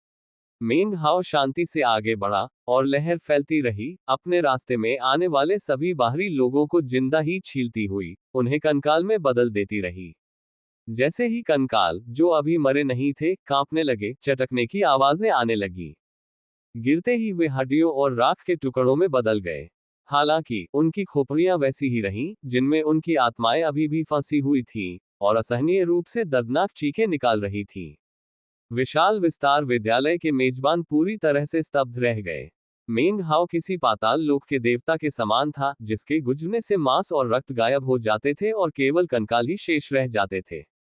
जब तक वह पूरे 14वें स्वर्ग से गुजरा, तब तक वहां एक भी ऐसा परग्रही नहीं बचा था जिसका शरीर मांस और रक्त से बना हो। वे सब कंकाल बन चुके थे, जो जमीन पर गिर पड़े। उनकी खोपड़ियों के अंदर उनकी आत्माएं छटपटा रही थीं, ऐसी चीखें निकाल रही थीं जिन्हें केवल दिव्य चेतना ही सुन सकती थी। उनकी पीड़ा का वर्णन करना असंभव था। एक तरफ तो जिंदा खाल उतारे जाने की पीड़ा थी और दूसरी तरफ उनकी आत्मा का तड़पना। उनके शरीर उन्हें बता रहे थे कि वे मर चुके हैं, फिर भी दर्द उन्हें बता रहा था कि वे जीवित हैं। मेंग हाओ ने उस विशाल भूभाग पर नजर डाली और उसकी आंखों में व्याप्त घृणा कुछ हद तक कम हो गई। फिर भी वह अत्यंत शक्तिशाली थी। उसने अपना हाथ हिलाया, जिससे सभी खोपड़ियां हवा में उड़ गईं और एक जगह आकर मिल गईं। ये खोपड़ियों का एक विशाल सागर था, जिनमें से प्रत्येक में एक आत्मा समाई हुई थी। चीखें गूंज उठी, दया की भीख मांगती हुई। वे मेंग हाओ से उन्हें मुक्त करने की नहीं, बल्कि केवल मार डालने की विनती कर रही थी। मरना इतना आसान नहीं है, मेंग हाओ ने धीरे से कहा और अपनी उंगली आगे की ओर हिलाई। चटकने की आवाजें सुनाई दी और खोपड़ियों की सतहों पर दरारें फैल गईं। पल भर में उन पर होने वाला दर्द 10 गुना बढ़ गया।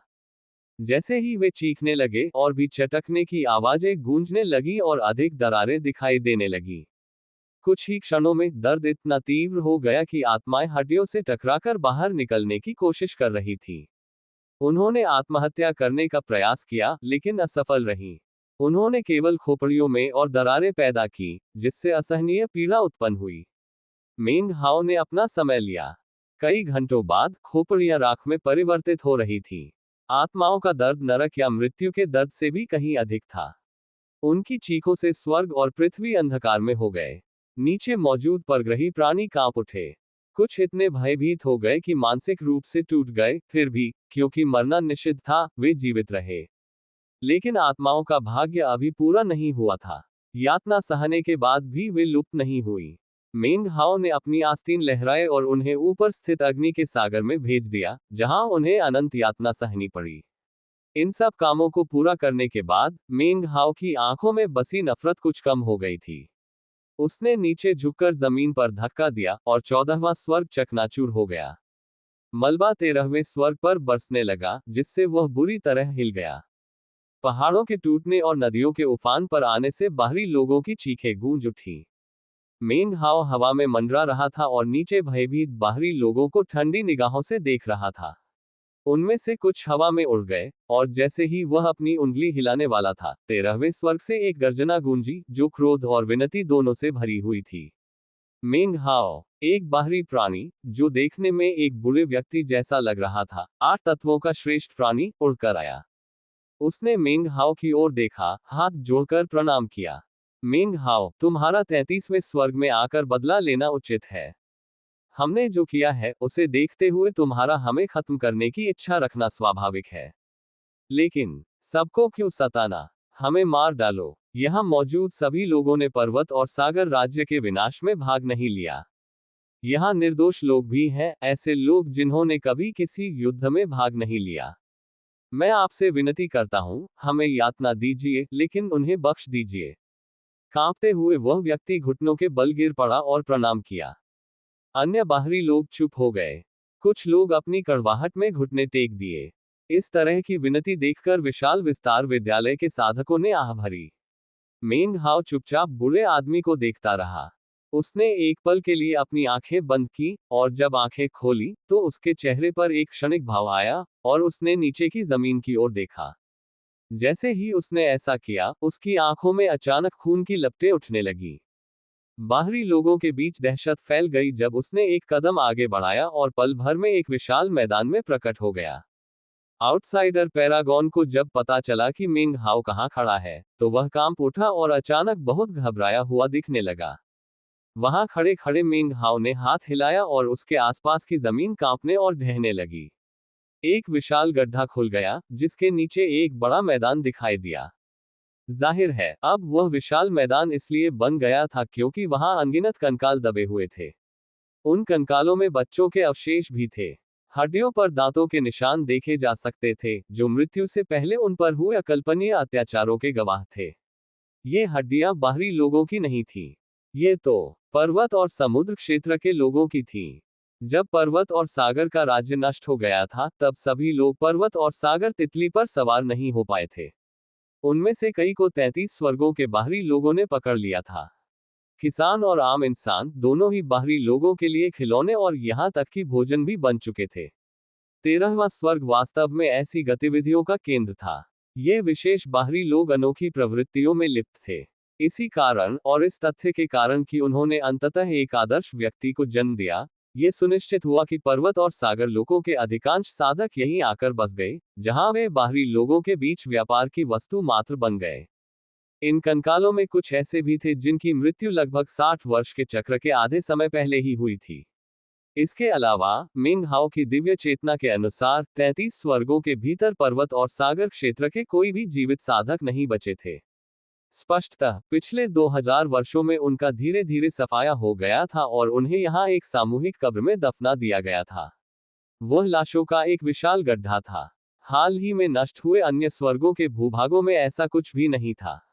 मेंग हाओ ने गहरे गड्ढे को देखा, और फिर उसकी आंखों में हत्या का भाव और भी तीव्र हो गया। अचानक उसे ऐसा लगा जैसे उसके पिछले तरीके बहुत दयालु थे।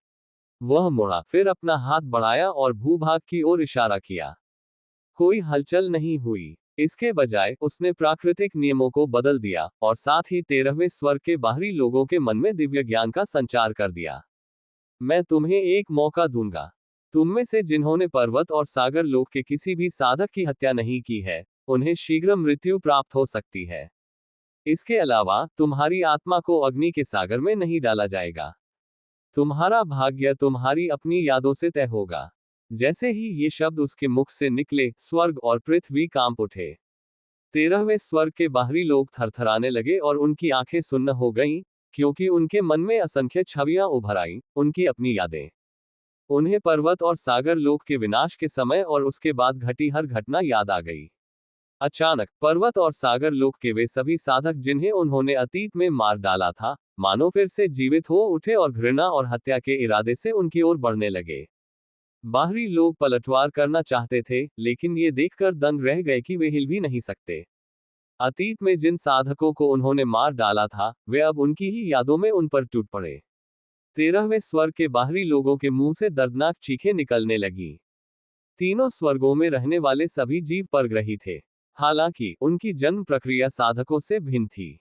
उनमें सबसे कम गर्भकाल 60 वर्ष के चक्र का आधा था, और सबसे अधिक 100 वर्ष था। इस प्रकार पर्वत और सागर क्षेत्र के युद्ध के बाद पैदा हुए बाहरी लोग, भले ही उन्होंने वास्तव में लड़ाई में भाग न लिया हो और उन्हें निर्दोष कहा गया हो, फिर भी उन्होंने कई पर्वत और सागर साधकों की क्रूर हत्या में भाग लिया था। मेंग हाओ ने बाहरी लोगों को ठंडी निगाहों से देखा, जिनके सिर से काला धुआं उठने लगा था। धुएं की सघनता से पता चलता था कि उन्होंने वर्षों में कितने पर्वतीय और समुद्री साधकों को मार डाला था। जब उसने चारों ओर देखा, तो उसे एक भी बाहरी व्यक्ति ऐसा नहीं मिला जिसके सिर से काला धुआं न उठ रहा हो। मृत्यु तुम्हारे अपराधों को मिटा नहीं सकती। इतना कहकर उसने अपना हाथ हिलाया।